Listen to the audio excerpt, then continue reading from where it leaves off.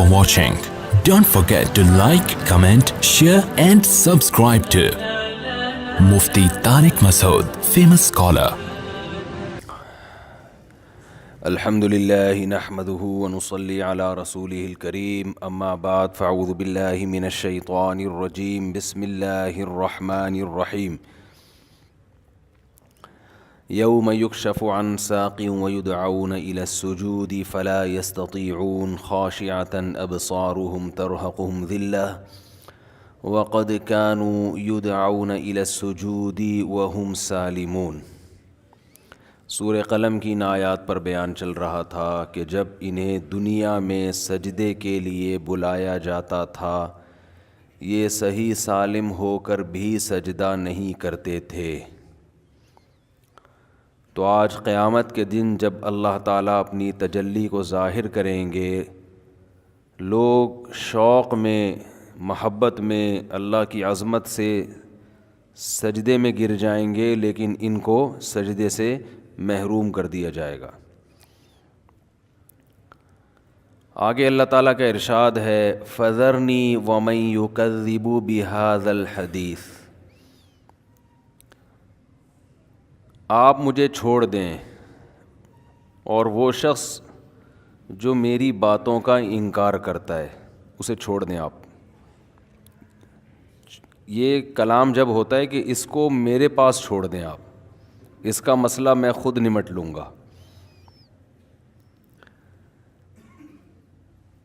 یعنی اگر کوئی کسی کو سمجھا رہا ہو، آپ نے کسی کے ذمہ لگایا کہ تم فلاں کو جا کے یہ بات سمجھا دو کہ وہ سدھر جائے، انسان بن جائے، وہ اگر انسان نہیں بنتا تو یہ بتا دو کہ یہ سزا ملے گی تمہیں۔ اب جس کو آپ نے بھیجا وہ سمجھا رہا ہے، اس کی سمجھ میں ہی نہیں آ رہا،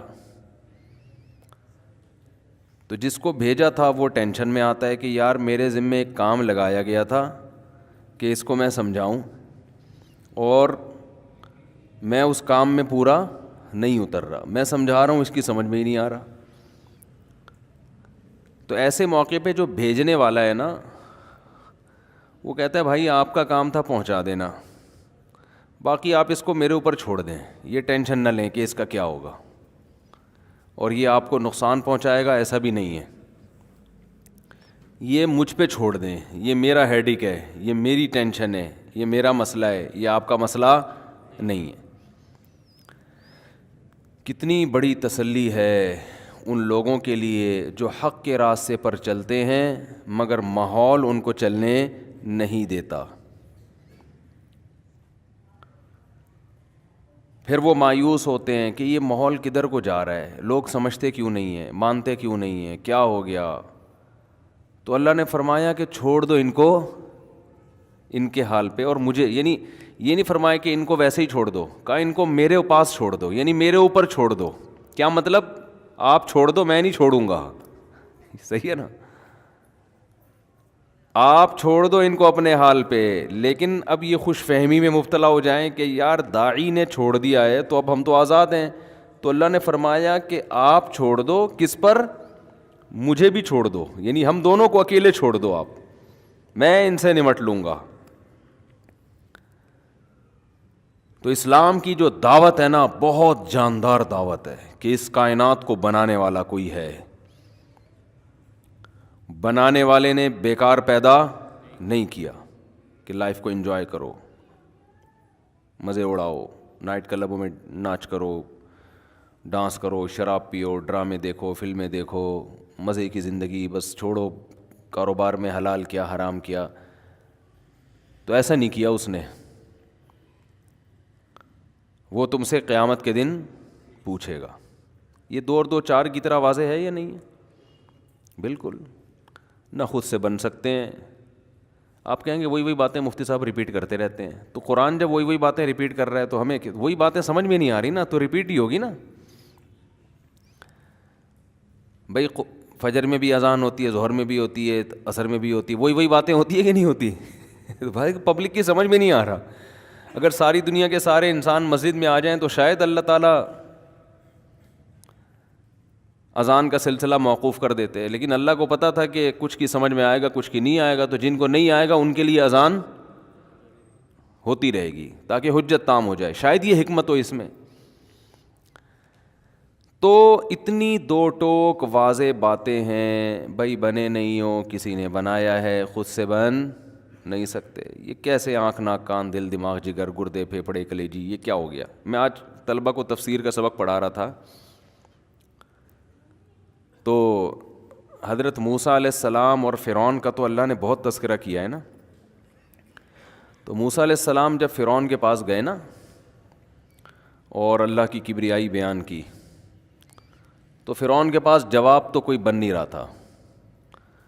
تو فرعون نے بالکل وہی دلیل دی جو آج کل خدا کے منکر دلیل دیتے ہیں, خدا کے انکار کی. حضرت موسیٰ اللہ کی صفات بیان کر رہے ہیں. الذی جعل لکم الارض مہدن, جس نے زمین کو تمہارے لیے بنایا, رہنے کی جگہ بنایا, آسمان سے پانی برسایا, مٹی سے تمہیں بنا کے مٹی میں کر دیتا ہے. اتنے فضائل سنا رہے ہیں. جب فرعون سے جواب نہیں بن پا رہا تو فرعون نے کہا وہی بات کی جو آج ایتھیس کرتے ہیں کہ خدا اپنے ہونے کے ثبوت کیوں نہیں دیتا, اور ثبوت کا مطلب دکھاتا کیوں نہیں کہ میں ہوں, 2 اور 2 4 کی طرح بات کیوں نہیں کر دیتا. وہ اتنی مخمصے میں کیوں ڈالا ہے لوگوں کو؟ نہیں آ رہی بات میرا خیال ہے. بھائی ایک دفعہ خدا زمین پہ اتر کے بتا دے میں ہوں تو بس بات ہی ختم. یہ کیوں کہ میری سورج دیکھو, چاند دیکھو, اور ان لکم فی الانعام لعبرا, سوکھا چارہ ہم جانور کو کھلاتے ہیں, اس سے چکنا گاڑھا دودھ پیدا ہوتا ہے. اس سوکھے چارے کو آپ کسی لیبارٹری میں لے جائیں اور کسی سائنٹسٹ سے بولیں اس میں سے تیل کا ایک قطرہ نکال کے, گھی تو دور کی بات ہے, تیل کا ایک قطرہ نکال دو, وہ کہے گا بھائی کروڑوں سال میں بھی ایسی مشین اب تک ایجاد نہیں ہوئی ہے, اس میں تیل ہے ہی نہیں تو نکلے گا کہاں سے. یہی وجہ ہے کہ کولیسٹرول کے مریضوں کو گھاس کھانے کا مشورہ دیا جاتا ہے, یعنی گھاس سے ملتی جلتی سبزیاں, کہ اس میں تیل نہیں ہے. اس سے تیل نکالنے کی کوشش کرو گے تو اپنا تیل نکل جائے گا, اس سے تیل نہیں نکلے گا. اب اللہ تعالیٰ اگر بھینس کو بادام کھلاتے کہ بھئی اس سے تم نے دودھ نکالنا ہے چکنائی والا, تو چکنی چیزیں کھلاؤ. تو چکنی چیزیں تو کیا ہیں؟ بادام ہے, پستہ ہے, اخروٹ ہے, یہ کھائیں گے تو اس سے تیل نکلے گا. پھر تو ہم کہتے ہیں اللہ پھر یہ ڈائریکٹ ہم بادام خود نہ کھا لیں, ہمیں دودھ پینے کی ضرورت کیا, اتنے مہنگا پڑے گا دودھ, وہ بادام ہی کھا لیں ہم. تو بھینس کو اتنا پروٹوکول ہم کیوں دیں؟ کیا خیال ہے بھائی؟ تو اللہ نے فرمایا کہ ان گایوں کو, ان بھینسوں سے دودھ جیسی قیمتی چیز تمہیں ملے گی. اتنی قیمتی چیز ہے نا دودھ, اتنی زبردست چیز ہے, لوگ دودھ کی قدر نہیں کرتے حقیقت میں. اب بات چل پڑی ہے تو بتا دوں, 2 طرح سے دودھ کی, 3 طرح سے دودھ کی ناقدری ہو رہی ہے ہمارے معاشرے میں, 3 طرح سے. پہلی ناقدری, دودھ کو بوائل کیا جاتا ہے, تازہ دودھ نہیں پیا جاتا, یہ ناقدری ہے. آپ کو قدرت نے جس انداز میں دودھ دیا ہے نا اسی میں پیو. بوائل کر کے اس کی جو اجزائے ترکیبی ہے نا اس کو چینج بولو نا نہیں کرو. ہمارے نبی نے, میرے علم میں کوئی ایسی حدیث نہیں ہے زندگی میں کبھی دودھ ابال کے پیا ہو. ڈاکٹر کو اعتراض ہوگا, یہاں کوئی ڈاکٹر بھی بیٹھے ہوئے ہوں گے, کیسے مشورے دے رہا ہے, جراثیم پلا رہا ہے ہم کو. تو دودھ جب نکلتا ہے اس میں جراثیم نہیں ہوتے, بعد میں پھر جراثیم آتے ہیں اس کے اندر, جب رکھا رہے گا تو جرمز بھی آتے ہیں. تو نکالو پی جاؤ. بات آ رہی ہے سمجھ میں؟ ہمارے نبی کیسے دودھ پیتے تھے, ادھر بکری سے دودھ نکالا, اونٹنی سے دودھ نکالا, صحابی آپ کے سامنے لائے, آپ نے اس کو پی لیا. پھر دودھ بنتا ہے, سمجھتے ہو؟ نہ پینے سے بہتر ہے ابلا ہوا پی لو.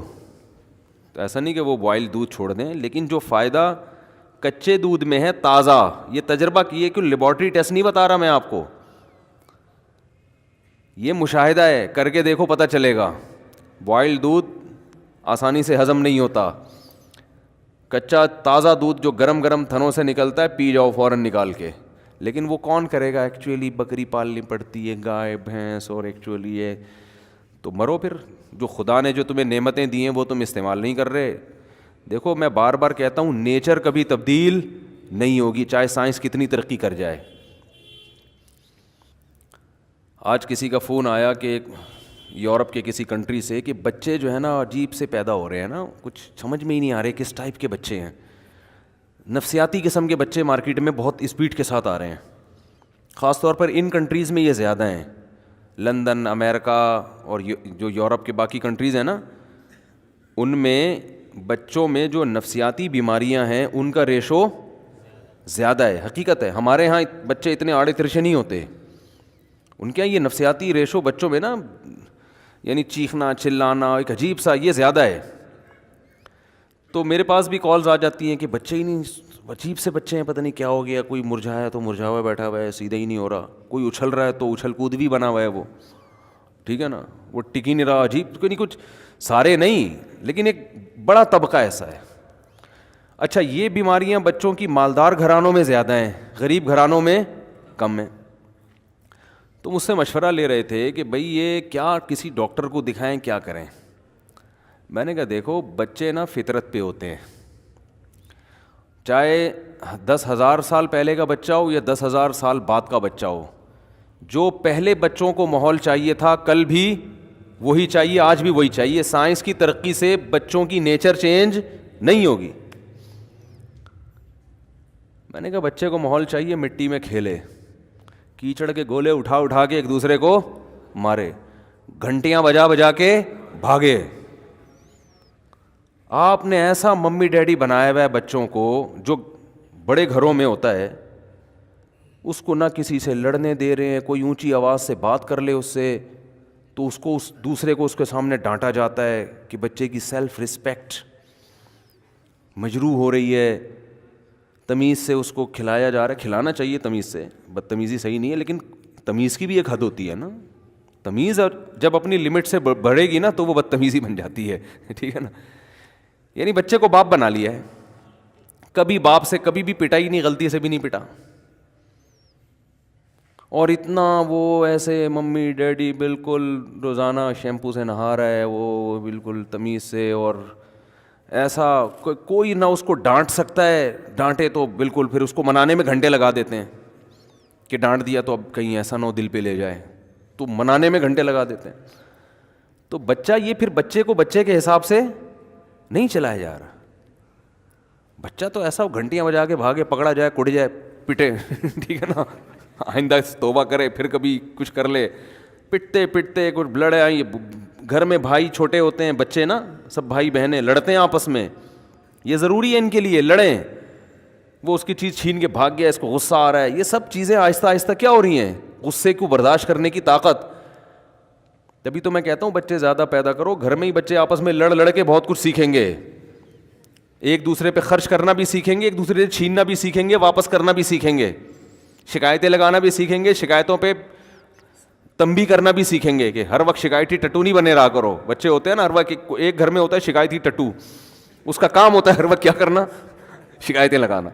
یہ نیچرل ماحول ہے, کبھی کھانے کو مل گیا کبھی نہیں ہے, بھائی جا ابھی سو جا آرام سے جا کے, ہر وقت پیٹ بھرا ہوا ان کا, ہر ساری ضرورتیں ان کی پوری ہو رہی ہیں. او بھائی آج نہیں ہے تو جاؤ, نہیں پکے جاؤ, باہر سے کچھ نہیں آئے گا, آج گھر میں دال پکی ہے کھاؤ.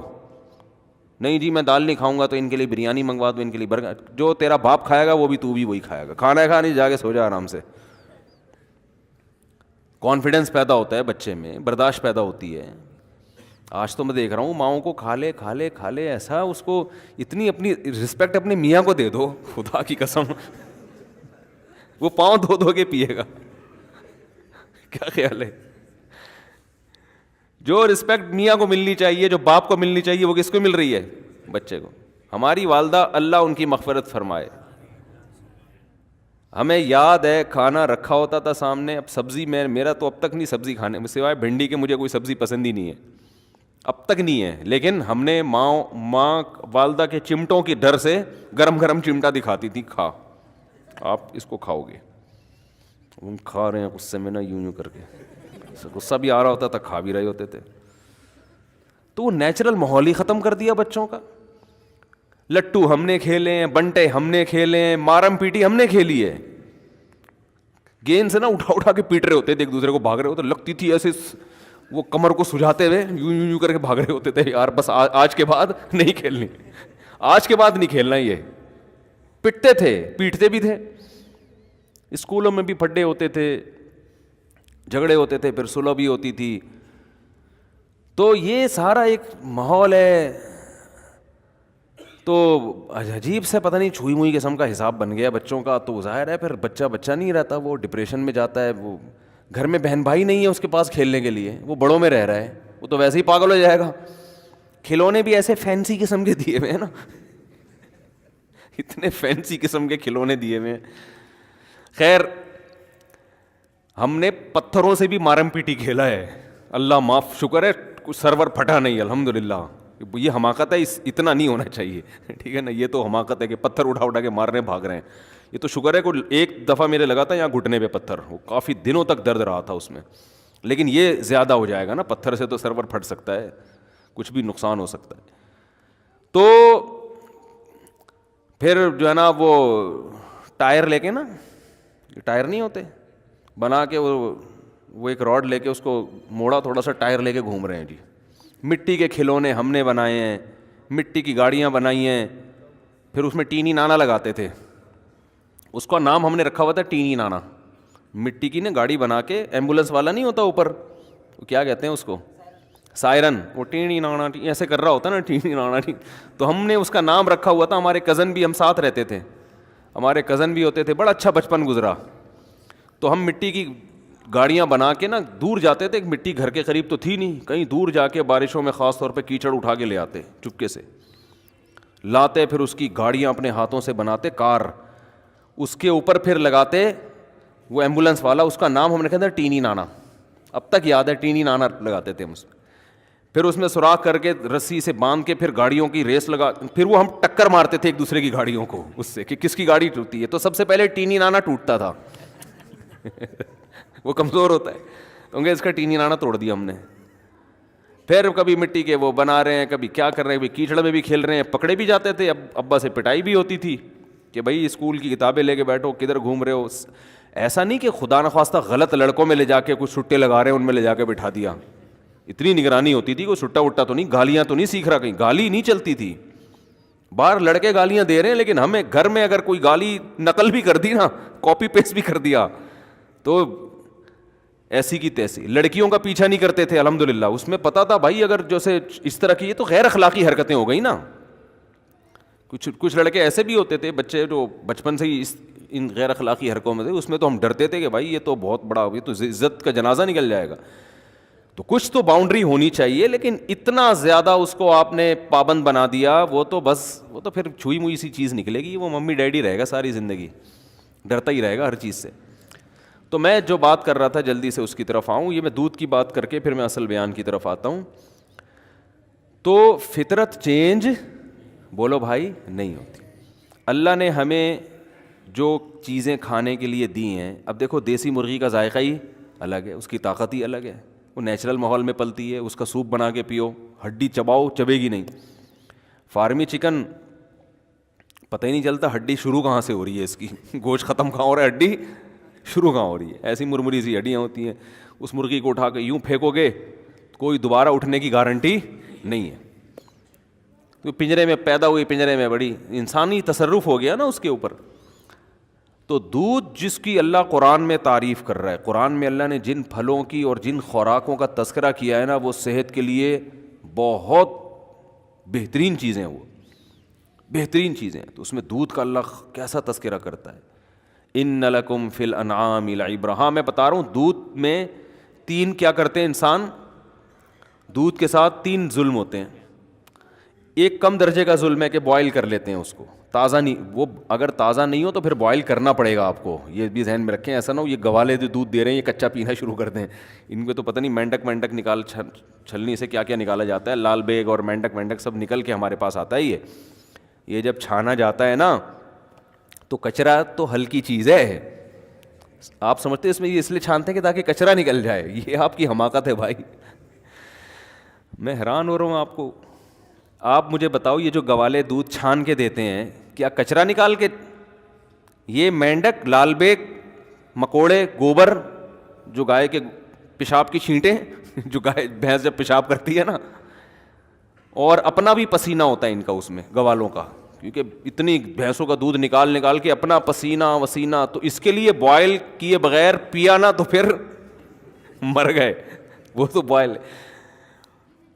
تو پہلا دودھ کے ساتھ انصاف یہ ہے کہ وہ کیسے پیا جائے, تازہ, یہ پہلی بات ہے. نمبر 2, دوسرا ظلم کیا ہو رہا ہے, پتی ڈال دیتے ہیں دودھ کو, دودھ پتی بنا دیتے ہیں, دودھ کا کیا ہو گیا, بیڑا غرق.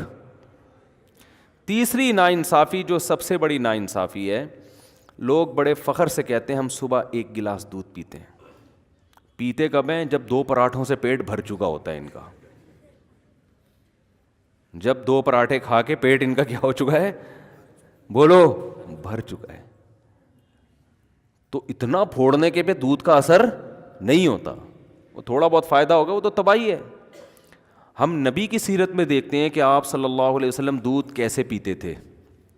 کیا پورا کھانا کھانے کے بعد پھر آخر میں 1 گلاس دودھ کا یا دودھ پیتے تھے؟ ایسا نہیں ہے. ہمیں نبی کی سیرت میں یہ ملتا ہے کہ جب شدید بھوک لگتی تھی نا, تو بعض دفعہ پیٹ بھرنے کے لیے دودھ پیا جاتا تھا.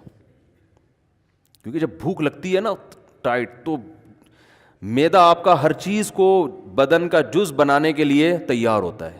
ایسی کنڈیشن میں جب دودھ آنتوں میں جاتا ہے تو معدہ اسے بھرپور طریقے سے جذب کر کے ہڈیوں میں پہنچاتا ہے. آنکھوں کی بینائی تیز ہوگی, بال گرو کریں گے. تو دودھ بذات خود ایک خوراک ہے. رات کو دودھ اس وقت پیو جب کھانا نہ کھاؤ رات کو, پھر 1 گلاس دودھ پی کے سو جاؤ, یا صبح بہت ہلکا ناشتہ کر کے پھر 1 گلاس دودھ پیو. اور بھوک کے وقت آپ دودھ پیو گے نا تازہ, ایسا ہضم ہوگا کہ بہترین آپ کو صحت بھی بنے گی, بہت طاقت بھی آئے گی جسم میں, آپ کی اسکن اچھی ہونا شروع ہو جائے گی, آپ کے بال گرو کرنا شروع کریں گے, ہڈیاں مضبوط ہونا. بہت ایسی چیز ہے, میڈیکل سائنس اور حکیم بھی بتاتے ہیں, ڈاکٹر بھی, کہ اس سے بہتر اللہ نے غذا پیدا نہیں کی ہے. اس میں سب کچھ ہے. اس کی سب سے بڑی دلیل یہ ہے کہ 6 مہینے بچہ صرف دودھ پیتا ہے اور ساری چیزیں گرو کرتی ہیں, اس کی ہر چیز پرفیکٹ ہوتی ہے اس کی. اس کا مطلب سب کچھ اللہ نے کس میں رکھ دیا, دودھ میں رکھ دیا.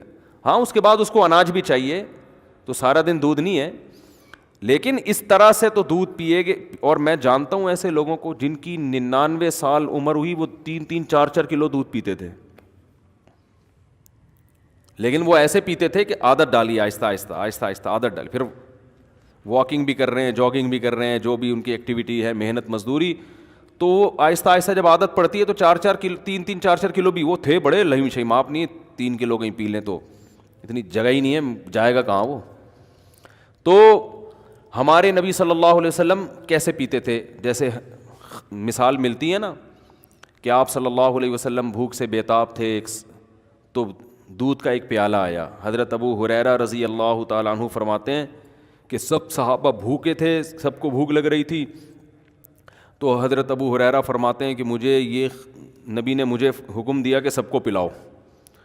تو فرماتے ہیں ایک پیالہ دیکھ کے مجھے خیال ہوا کہ میری باری میں تو 2 گھونٹ بھی نہیں آئیں گے, اور سب شدید بھوک کی حالت میں.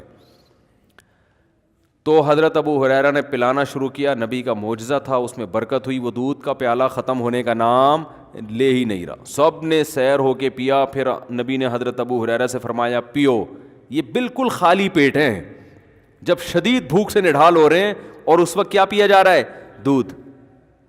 آپ نے حضرت ابو ہریرہ سے فرمایا پیو, فرماتے میں نے پیا. فرمایا اور پیو. بار بار پلانے کے بعد حضرت ابو ہریرہ نے فرمایا کہ قد شبعت, میں سیر ہو چکا ہوں, مزید پینے کی گنجائش نہیں ہے. اب سمجھ میں آیا دودھ کیسے پیا جاتا ہے؟ نہیں آ رہا میرا خیال ہے سمجھ میں. وہ پراٹھے کھا کے تھوڑی بیٹھے ہوئے تھے, یہ بریانی اور برگر کھا کے پھر تو وہ تباہی ہے. گیس بنائے گا, پتہ نہیں جو دھماکے ہوں گے وہ آپ خود اس کے ذمہ دار ہیں. اس کا نہ گوالا ذمہ دار ہے, نہ بھینس ذمہ دار ہے. وہی لوگ کہتے ہیں نا دودھ پی کے پتہ نہیں کہ دھماکے شروع ہو جاتے ہیں. تو تبھی صحابہ کرام کی صحتیں تھیں, ان کی تو اتنی خوراکیں نہیں تھیں. آج پروٹین کے لیے کیا پھر ملٹی وٹامن کیپسول بھی لیے جا رہے ہیں, ٹیبلٹ بھی لی جا رہی ہیں, سیرپ بھی پیے جا رہے ہیں. وہ تو کچھ بھی نہیں پیتے تھے, اتنے صحت مند, اتنی زبردست ان کی جو ہے وہ ایکٹیویٹیز ہوتی تھیں, اور ایسا ان کی جان ہوتی تھی. کیا ہے, کھجور کھا رہے ہیں, دودھ پی رہے ہیں, اور جو, اور تو کچھ چوتھی چیز کبھی انار کھا لیا وہ بھی غریبوں کو میسر نہیں تھا, کبھی انگور کھا لیا وہ بھی امیر لوگ نہیں کھاتے تھے. 3 چیزیں, کھجور, اناج میں جو, یہ جو جو کی روٹی ہے نا, یہ اناج میں یہ کھا رہے ہیں, کاربوہائیڈریٹ کی جو کمی ہے نا کارب کی, وہ کھجور سے اور کس سے ہو رہی ہے, جو سے ہو رہی ہے. باقی سارے پروٹین ان کو کہاں سے مل رہے ہیں, دودھ سے مل رہے ہیں, اور تھوڑی بہت جو گندم میں اور کھجور میں رکھا ہوا ہے اللہ تعالیٰ نے, منرلز جو مل رہے ہیں ان کو وہ سارے کھجور سے مل رہے ہیں, آئرن وائرن یہ اس ٹائپ کی جتنی چیزیں ہیں نا. تو بس یہ 3 چیزیں کھا رہے ہیں فٹ فاٹ. لیکن جب اچھا ہمیں سیرت میں یہ بھی ملتا ہے صحابہ کی, کبھی انہوں نے دودھ بطور کھانے کے کھایا ہے, دودھ میں کچھ ملایا نہیں ہے, کچھ بھی نہیں ملایا, خالی دودھ. حتیٰ کہ ایک روایت میں آتا ہے کہ نبی کو دودھ میں شہد ملا کے پیش کیا گیا, آپ نے منع کر دیا. منع کرنے کی وجہ یہ تھی کہ مجھے دنیا سے رغبت نہیں ہے, یہ تو بہت ہی خوبصورت مشروب ہو گیا نا, تو دنیا سے بے رغبتی کی وجہ سے کہ 2 چیزیں ملا کے نہیں پیوں گا میں. جائز ہے دودھ میں شہد ملا کے, فائدہ مند بھی ہے, لیکن ہمارے نبی نے بہرحال ایک روایت کے مطابق نہیں پیا کہ خالی دودھ یا صرف شہد, دونوں کا کمبینیشن نہیں. تو ہم دیکھتے ہیں صحابہ کی سیرت میں بھوک لگ رہی ہے تو مکمل دودھ سے پیٹ بھرا ہے بس, اور کچھ بولو نہیں. آج کوئی ایسا کرتا ہے؟ بولتے کیوں نہیں کرتا بھائی, یہ کیسے ہو سکتا ہے خالی دودھ سے پیٹ بھر لیں. دوسرا ہمیں یہ بھی ملتا ہے کہ صحابہ کرام نے بھوک کے وقت صرف کھجور کھایا پیٹ بھر کے. پیٹ بھرنے سے مراد وہ والا توند بھرنا نہیں جو ہم لوگ بھر رہے ہوتے ہیں, ان کا پیٹ بھرنا بھی ہمارے حساب سے بہت کم تھا, یعنی جس کو وہ سمجھتے تھے کہ بہت کھا لیا. تو وہ جو سیر ہوتے تھے کھجوروں سے, اس کی بھی حدیث میں مثال ملتی ہے کہ آپ صلی اللہ علیہ وسلم بھوک سے شدید پریشان ہوئے, گھر سے نکلے, راستے میں حضرت ابوبکر ملے, وہ بھی بھوک سے شدید پریشان اور کھانے کو کچھ ہے نہیں. حضرت عمر ملے, وہ بھی بھوک سے شدید پریشان. یہ تینوں صحابہ گئے تو ایک صحابی کے جب باغ تھا اس میں گئے, تو انہوں نے جب ان کو دیکھا تو فرمایا کہ اتنا, ان کا کھجوروں کا باغات تھے ان کے, فرمایا اللہ کی قسم آج مجھ سے بہتر میزبان اس کائنات میں کوئی نہیں ہے, اور آپ سے بہتر مہمان اس کائنات میں, یعنی کوئی مہمان کسی کے گھر آیا ہو نا تو کچھ معزز ہوتے ہیں, کچھ ایسے ہی ہوتے ہیں, تو آج سے پہلے بھی آج کے بعد بھی اتنے معزز مہمان کسی کو اللہ نے نہیں دیے ہوں گے. بھائی سید الانبیاء اور ابو بکر اور عمر, اور کہا کہ اپنے فخر میں کہا کہ مجھ سے بہتر اس پوری زمین پہ آج کوئی میزبان بھی نہیں ہے جس کو ان جیسے لوگوں کی میزبانی کا موقع مل رہا ہے. اب یہ تینوں حضرات بھوک سے شدید نڈھال ہو چکے تھے, یعنی آپ اندازہ لگائیں نا کتنا صبر کیا ہوگا, اتنی شدید بھوک. تو ان صحابی نے کیا کیا ہے, یہ نہیں کہ بھائی ہم ہوتے بھائی یہاں سے یہ لے آؤ, یہاں سے یہ, کوئی ہمارے یہاں بھوکا مہمان آ جائے, آپ ادھر سے 3 برگر اٹھا کے لے آ.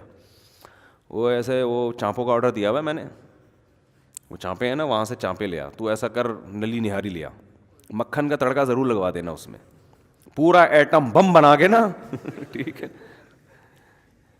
کام کیا ہے ان کے, کام کیا تھے, گھوڑوں پہ سوار جنگ لڑ رہے ہیں, دن میں بھی, راتوں کو پوری رات تہجد پڑھ رہے ہیں. اتنا ہی ٹف ان کی زندگی, محنت مزدوری, ان کو تو بہت کچھ چاہیے تھا نا. اور ہمارا کام کیا ہے, کچھ بھی نہیں. ایک صاحب سے میں نے پوچھا آج کل کیا کہہ رہے ہیں, کہہ رہے کمال. میں نے کہا آج کل کیا کر رہے ہیں, کہہ رہے کمال کر رہا ہوں. میں نے کہا کہہ رہے جو کچھ نہیں کر رہا وہ کیا کر رہا ہے, کمال کر رہا ہے. وہ جاب کر رہا ہوگا زیادہ سے زیادہ, وہاں جائے گا تھوڑا سا کمپیوٹر میں انگلیوں کو ٹھش پش کر کے آ جائے گا وہاں پہ, اور 2-4 اس طرح کی ہلکی پھلکی. اور ورک کسے کہتے ہیں, ہارڈ ورکنگ. ہارڈ ورکنگ یہ ہوتی ہے کہ آپ اپنی گاڑی میں 1 گھنٹہ صدر پہنچے جا کے آپ نے کیا. ابے تو نے ہلا ہے نہیں, تو بیٹھا اسٹیئرنگ, دماغ تو تیرا تھک رہا ہے, کوئی فزیکل ایکٹیویٹی تو دماغ خراب ہو جاتا ہے ڈرائیونگ زیادہ کرنے سے. ویسے تو بیٹھا ہوا ہے زیادہ سے زیادہ. آج کل تو گاڑیاں بھی آٹومیٹک آ گئی ہیں, پہلے تھوڑا سا گیئر ویئر چینج کرنے میں مسل تھوڑے سے ہل جاتے تھے نا ادھر ادھر, وہ بھی نہیں ہو رہے. ایک صاحب مجھے کہنے لگے یار مجھے کچھ زکوٰۃ کے پیسے چاہیے. میں نے کہا کیا ہو گیا, کہہ رہے ہیں یار میری گاڑی آٹومیٹک ہے, میرے پاؤں تھک جاتے ہیں, میں مینول گاڑی لینا چاہتا ہوں. میں نے کہا اس کو دیکھو, وہ تھک جاتا ہوں نا بار بار, کہہ رہے ہیں وہ کلچ دبا کے نا میری یہ مسل جو ہے نا ان میں پین شروع ہو گیا ہے, تو کچھ میری مدد ہو جائے. تو میں نے کیا کہوں گا اس کو, آپ خود سوچو. تو پین ہو رہا ہے نا کلچ دبا کے, ٹھیک ہے آسائشیں اللہ نے دی ہیں, فائدہ اٹھانا چاہیے, لیکن یہ کوئی اتنی بڑی ٹینشن والے کام نہیں ہے کہ جس سے آپ کے لیے صبح شام چانپے کھاؤ, اب بریانیاں پھوڑو بیٹھ کے اور یہ کرو اور وہ کرو, اتنے اتنے پراٹھے پھوڑو, یہ نہیں ہوتا. تو صحابہ کے کام بہت زیادہ, اور خوراک کیا دیکھیں, کبھی دودھ سے پیٹ بھر رہے ہیں, یہ ہلکی خوراک بولو نہیں ہے. یہ جو دودھ سے پیٹ بھر رہے تھے نا, یہ معمولی چیز نہیں ہے. یہ دودھ ان کی رگوں کو تر کر رہا ہے, ان کی جو جس چیز کی باڈی میں کمی ہوئی ہے اس کمی کو پورا کر رہا ہے. یہ فیٹ نہیں پیدا ہونے دے رہا. ملائی کھانے سے انسان موٹا ہوتا ہے, دودھ پینے سے موٹا نہیں ہوتا. یہ کولیسٹرول نہیں پیدا ہونے دے رہا. اور کبھی کھجور سے پیٹ بھر رہے ہیں. تو جو میزبان تھے مجھے خوش ہوئے, تو اتنی شدید بھوک میں تینوں حضرات, تو انہوں نے کچھ بھی نہیں کیا. انہوں نے کیا کیا, اپنے درختوں سے تازہ کھجوریں توڑ کر تینوں مہمانوں کے سامنے رکھ دی. اب ہم شدید بھوک میں کسی کے گھر جائیں اور ہمارے سامنے کھجوروں کا برتن لا کے رکھ دیں, ہم کہیں گے بھائی تیرا دماغ خراب ہو گیا کہ رمضان میں افطاری کروا رہا ہے کیا تو ہم کو. میں یہ بتا رہا ہوں کہ ہماری صحتیں برباد کیوں ہو رہی ہیں. جو اصل خوراکیں تھیں اس کو ہم نے خوراک سمجھنا چھوڑ دیا ہے. ورنہ یہ اب ایسے بتا رہے تھے 2 کھجور ناشتے میں نا, آئرن کی کمی کے لیے حکیم بتا رہے ہوتے ہیں, 2 کھجور ناشتے میں, زیتون کا 1 چمچ سوتے ہوئے, 11 بادام صبح, 3 بادام عصر کے بعد. میں ایک گاؤں میں گیا, ہم دورہ سرف کرنے جاتے تھے نا چمن میں, تو وہاں ایک گاؤں تھا, پرانا واقعہ ہے. تو میں دیکھتا تھا کہ وہ لوگ, ان کے ہاں خشک میوہ بہت ہوتا ہے, تو وہ اخروٹ کی پلیٹ رکھی ہوتی تھی, بادام کی پلیٹ رکھی ہوتی تھی, پوری پلیٹ کھا جاتے تھے بیٹھے بیٹھے. اور یہ جو بادام ہوتے ہیں نا پوری پلیٹ کھا جاتے تھے. میں کہتا تھا ہمیں تو بتایا گیا 11 بادام چھیل کے, یہ کیا ہو رہا ہے. لیکن ان کی صحتیں کیسی ہوتی تھیں, زبردست. وجہ اس کی ہے کہ بھائی وہی کھا لی, بس یہی کھا لیا, آج بادام ہی کھا لیے, بس بہت ہو گیا. اور پھر محنت بہت کرتے تھے. تو ہمارے یہاں وہ 11 بادام بھی کم وقت جو کھائے گا نا, 2 پراٹھے پھوڑنے کے بعد 11 بادام کھائے گا, وہ 11 پراٹھوں میں غائب ہو جائیں گے. ان کو پتہ ہی نہیں کہ یار ہم نے جانا کہاں ہے, سارے کھانچے تو بھر گئے ہیں, ہم کدھر جا کے فٹ ہوں.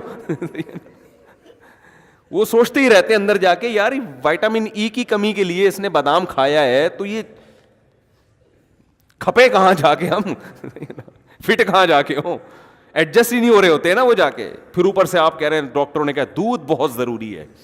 ڈاکٹر نے جو کہا ہے نا دودھ بہت ضروری ہے, وہ 2 پراٹھے پھوڑنے کے بعد نہیں کہا اس نے, سمجھ رہے ہو. تو نبی صلی اللہ علیہ وسلم کے سامنے انہوں نے کھجوروں کی اپنی تر کھجوریں لا کے آپ کے سامنے رکھ دی. آپ صلی اللہ علیہ وسلم, کتنی شدید بھوک تھی آپ کو, آپ نے, اور آپ تجربہ کر کے دیکھیں, شدید بھوک میں تازہ کھجوریں بڑا مزہ کرتی ہیں. اتنا مزہ آتا ہے نا, کیونکہ ایک دم انرجی آتی ہے اس میں, جو ہے وہ نشاستہ بھی ہے نا کھجور میں, تو ایک دم طاقت آتی ہے باڈی کے اندر. تو صحابہ کرام نے وہ کھجوریں, تینوں حضرات نے وہ کھجوریں کھائی ہیں. پھر انہوں نے اپنے کنویں کا ٹھنڈا پانی پیش کیا. حکیم ڈاکٹر کہتے ہیں نا کھانے کے بعد پانی نہ پیو, تو وہ اس لیے کہتے ہیں کہ کھانا اتنا کھا چکے ہوتے ہیں کہ پانی بھی جگہ تلاش کر رہا ہوتا ہے, اس کو بھی نہیں ملتی. لیکن نبی کی سیرت سے ملتا ہے کہ جب آپ نے پیٹ بھرنا اس زمانے کے لحاظ سے, جو 1/3 پیٹ جس کو کہتے تھے, تو اس کے بعد آپ نے پانی بھی پیا ہے, کیونکہ پانی کا مزہ ہی کھانے کے بعد آتا ہے, یہ بھی نیچرل ہے. یہ جو لوگ کہتے ہیں نا کھانے کے بعد پانی پینا خلاف سنت ہے, ایسی کوئی بات نہیں ہے. کھانے کے بعد پانی پینا نیچرل ہے, انسان کی فطرت ہے, اس کا دل چاہتا ہے پانی پینے کا, اور مزہ ہی اس وقت آتا ہے. اور قرآن و سنت سے بھی ثابت ہے. ایک تو یہ حدیث سے, آپ نے کھایا, کھجوریں کھائیں اور سیر ہو کے پھر پانی پیا آپ نے, اور پھر آپ نے فرمایا اللہ کی حمد و ثنا کی, اور پھر آپ نے فرمایا لَتُسْأَلُنَّ يَوْمَئِذٍ عَنِ النَّعِيمِ, تم سے ان نعمتوں کے بارے میں قیامت میں سوال ہوگا.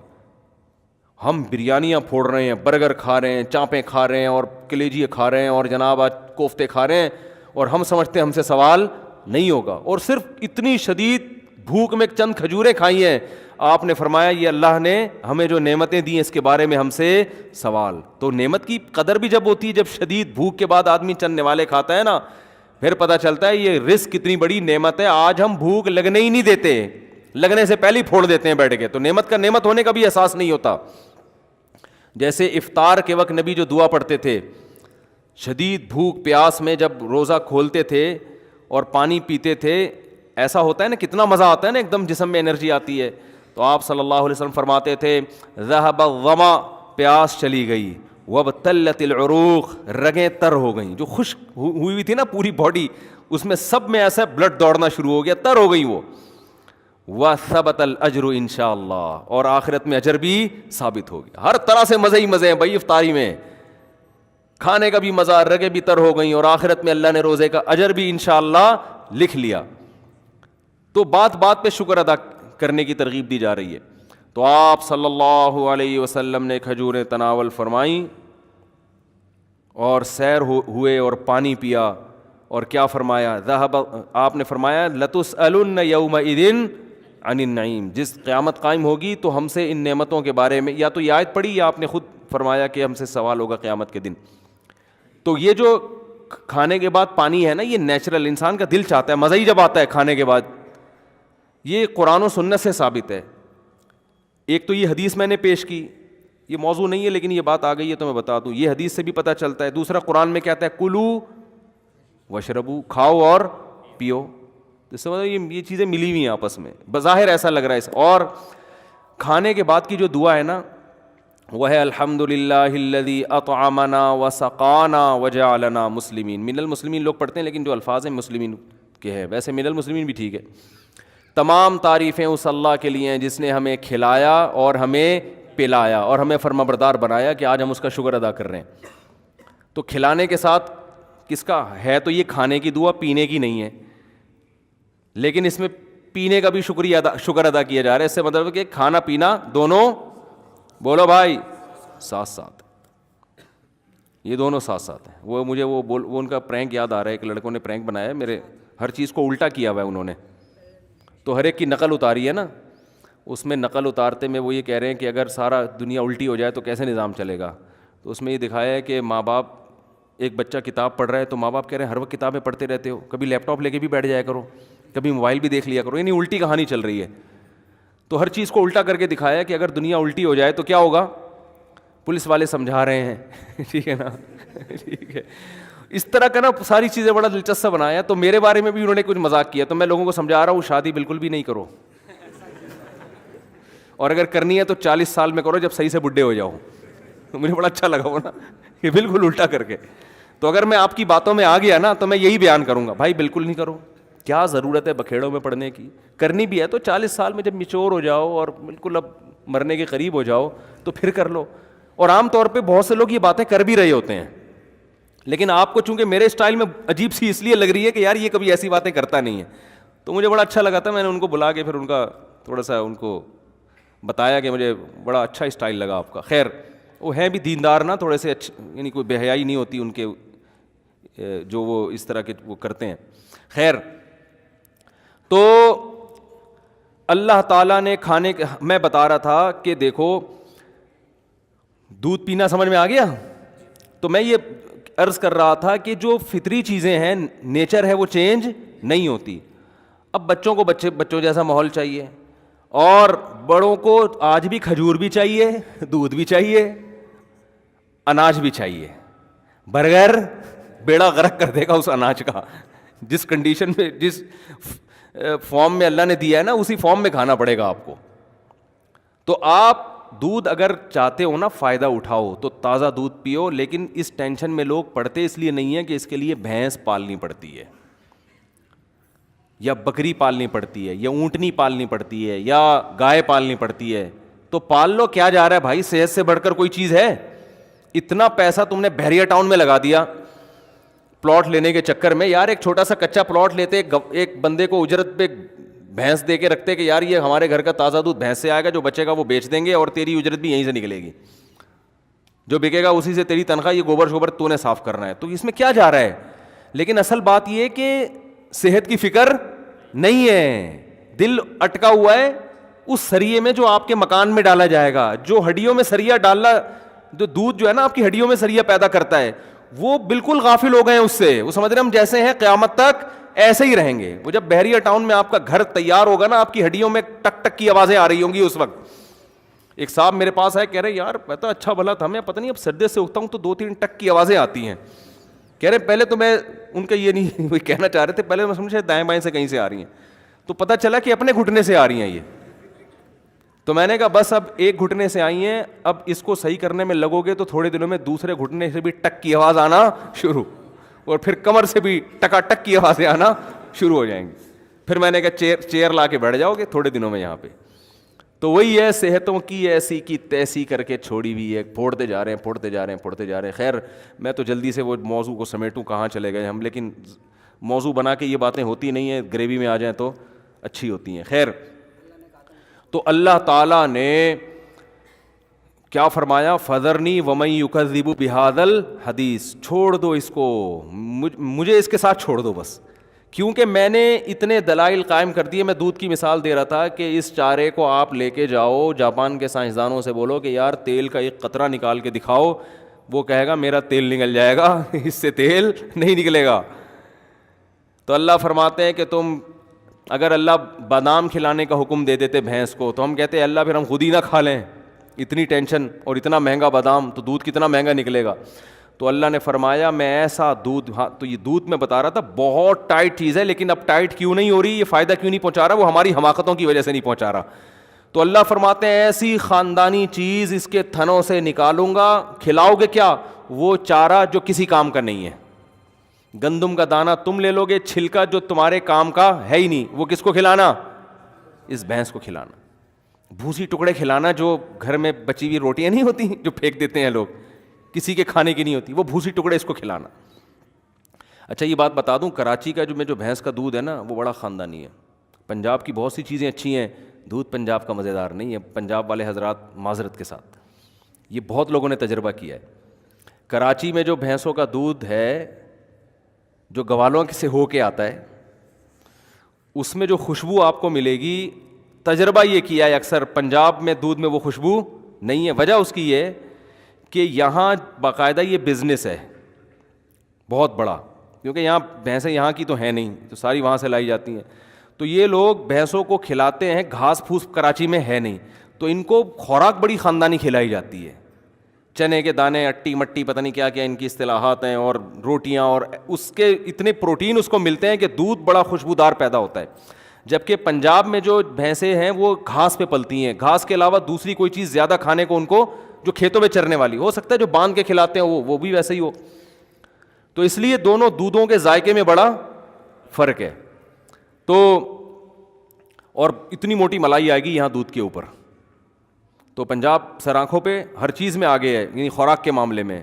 لیکن بھائی دودھ جس نے بھی تجربہ کیا ہے, جب بھینس کراچی میں آئے گی نا, تو اس کو جو پروٹوکول ملتا ہے, دودھ اسی حساب سے پھر وہ پیدا کرتی ہے. حالانکہ اس میں گوالے نے اپنا پروٹوکول بھی شامل کیا ہوا ہوتا ہے, ٹھیک ہے نا. بھینس اتنا نہیں دیتی جتنا گوالا خود دیتا ہے, تو وہ خود دینے کے باوجود بھی پھر بھی کافی صحیح رہتا ہے وہ. خیر, تو اللہ فرماتے ہیں یہ سوکھا چارہ ہم اس جانور کو کھلاتے ہیں, نسقیکم مما فی بطونہ من بین فرث ودم لبنا خالصا سائغا للشاربین. ایسی مشین بنا دی جاپان کے سائنسدان, تو ایک روبوٹ بنا کے فخر کر رہے ہیں, بٹن دباؤ ادھر جاتا ہے, بٹن دباؤ یہ ریموٹ کنٹرول یوں کرو تو ادھر آ جاتا ہے بھائی, یہ والا بٹن دباؤ تو یہ والا ہاتھ اوپر کرتا ہے, یہ بٹن دباؤ تو یہ والا ہاتھ نیچے کرتا ہے. یہ اس پہ فخر کر رہے ہیں. اللہ فرماتے ہیں اس بھینس میں ایسے سافٹ ویئر میں نے ڈال دیے ہیں, سوکھا چارہ کھلاتے ہو, اسی سوکھے چارے سے اس کا گوبر بنتا ہے. وہ گوبر کیا کرے گا, زمین میں جائے گا, زمین کی انرجی کو, طاقت کو بحال کرے گا, تاکہ دوبارہ اس سے گھاس اور نباتات پیدا ہوں. اسی چارے سے اس کا بلڈ بنے گا, تاکہ یہ مشین کو جو ایندھن چاہیے, جو پاور چاہیے نا, وہ پاور تو ہر مشین کو چاہیے ہوتی ہے نا, تو وہ جو پاور اس کو چاہیے وہ بلڈ بھی اسی گھاس سے پیدا ہوگا.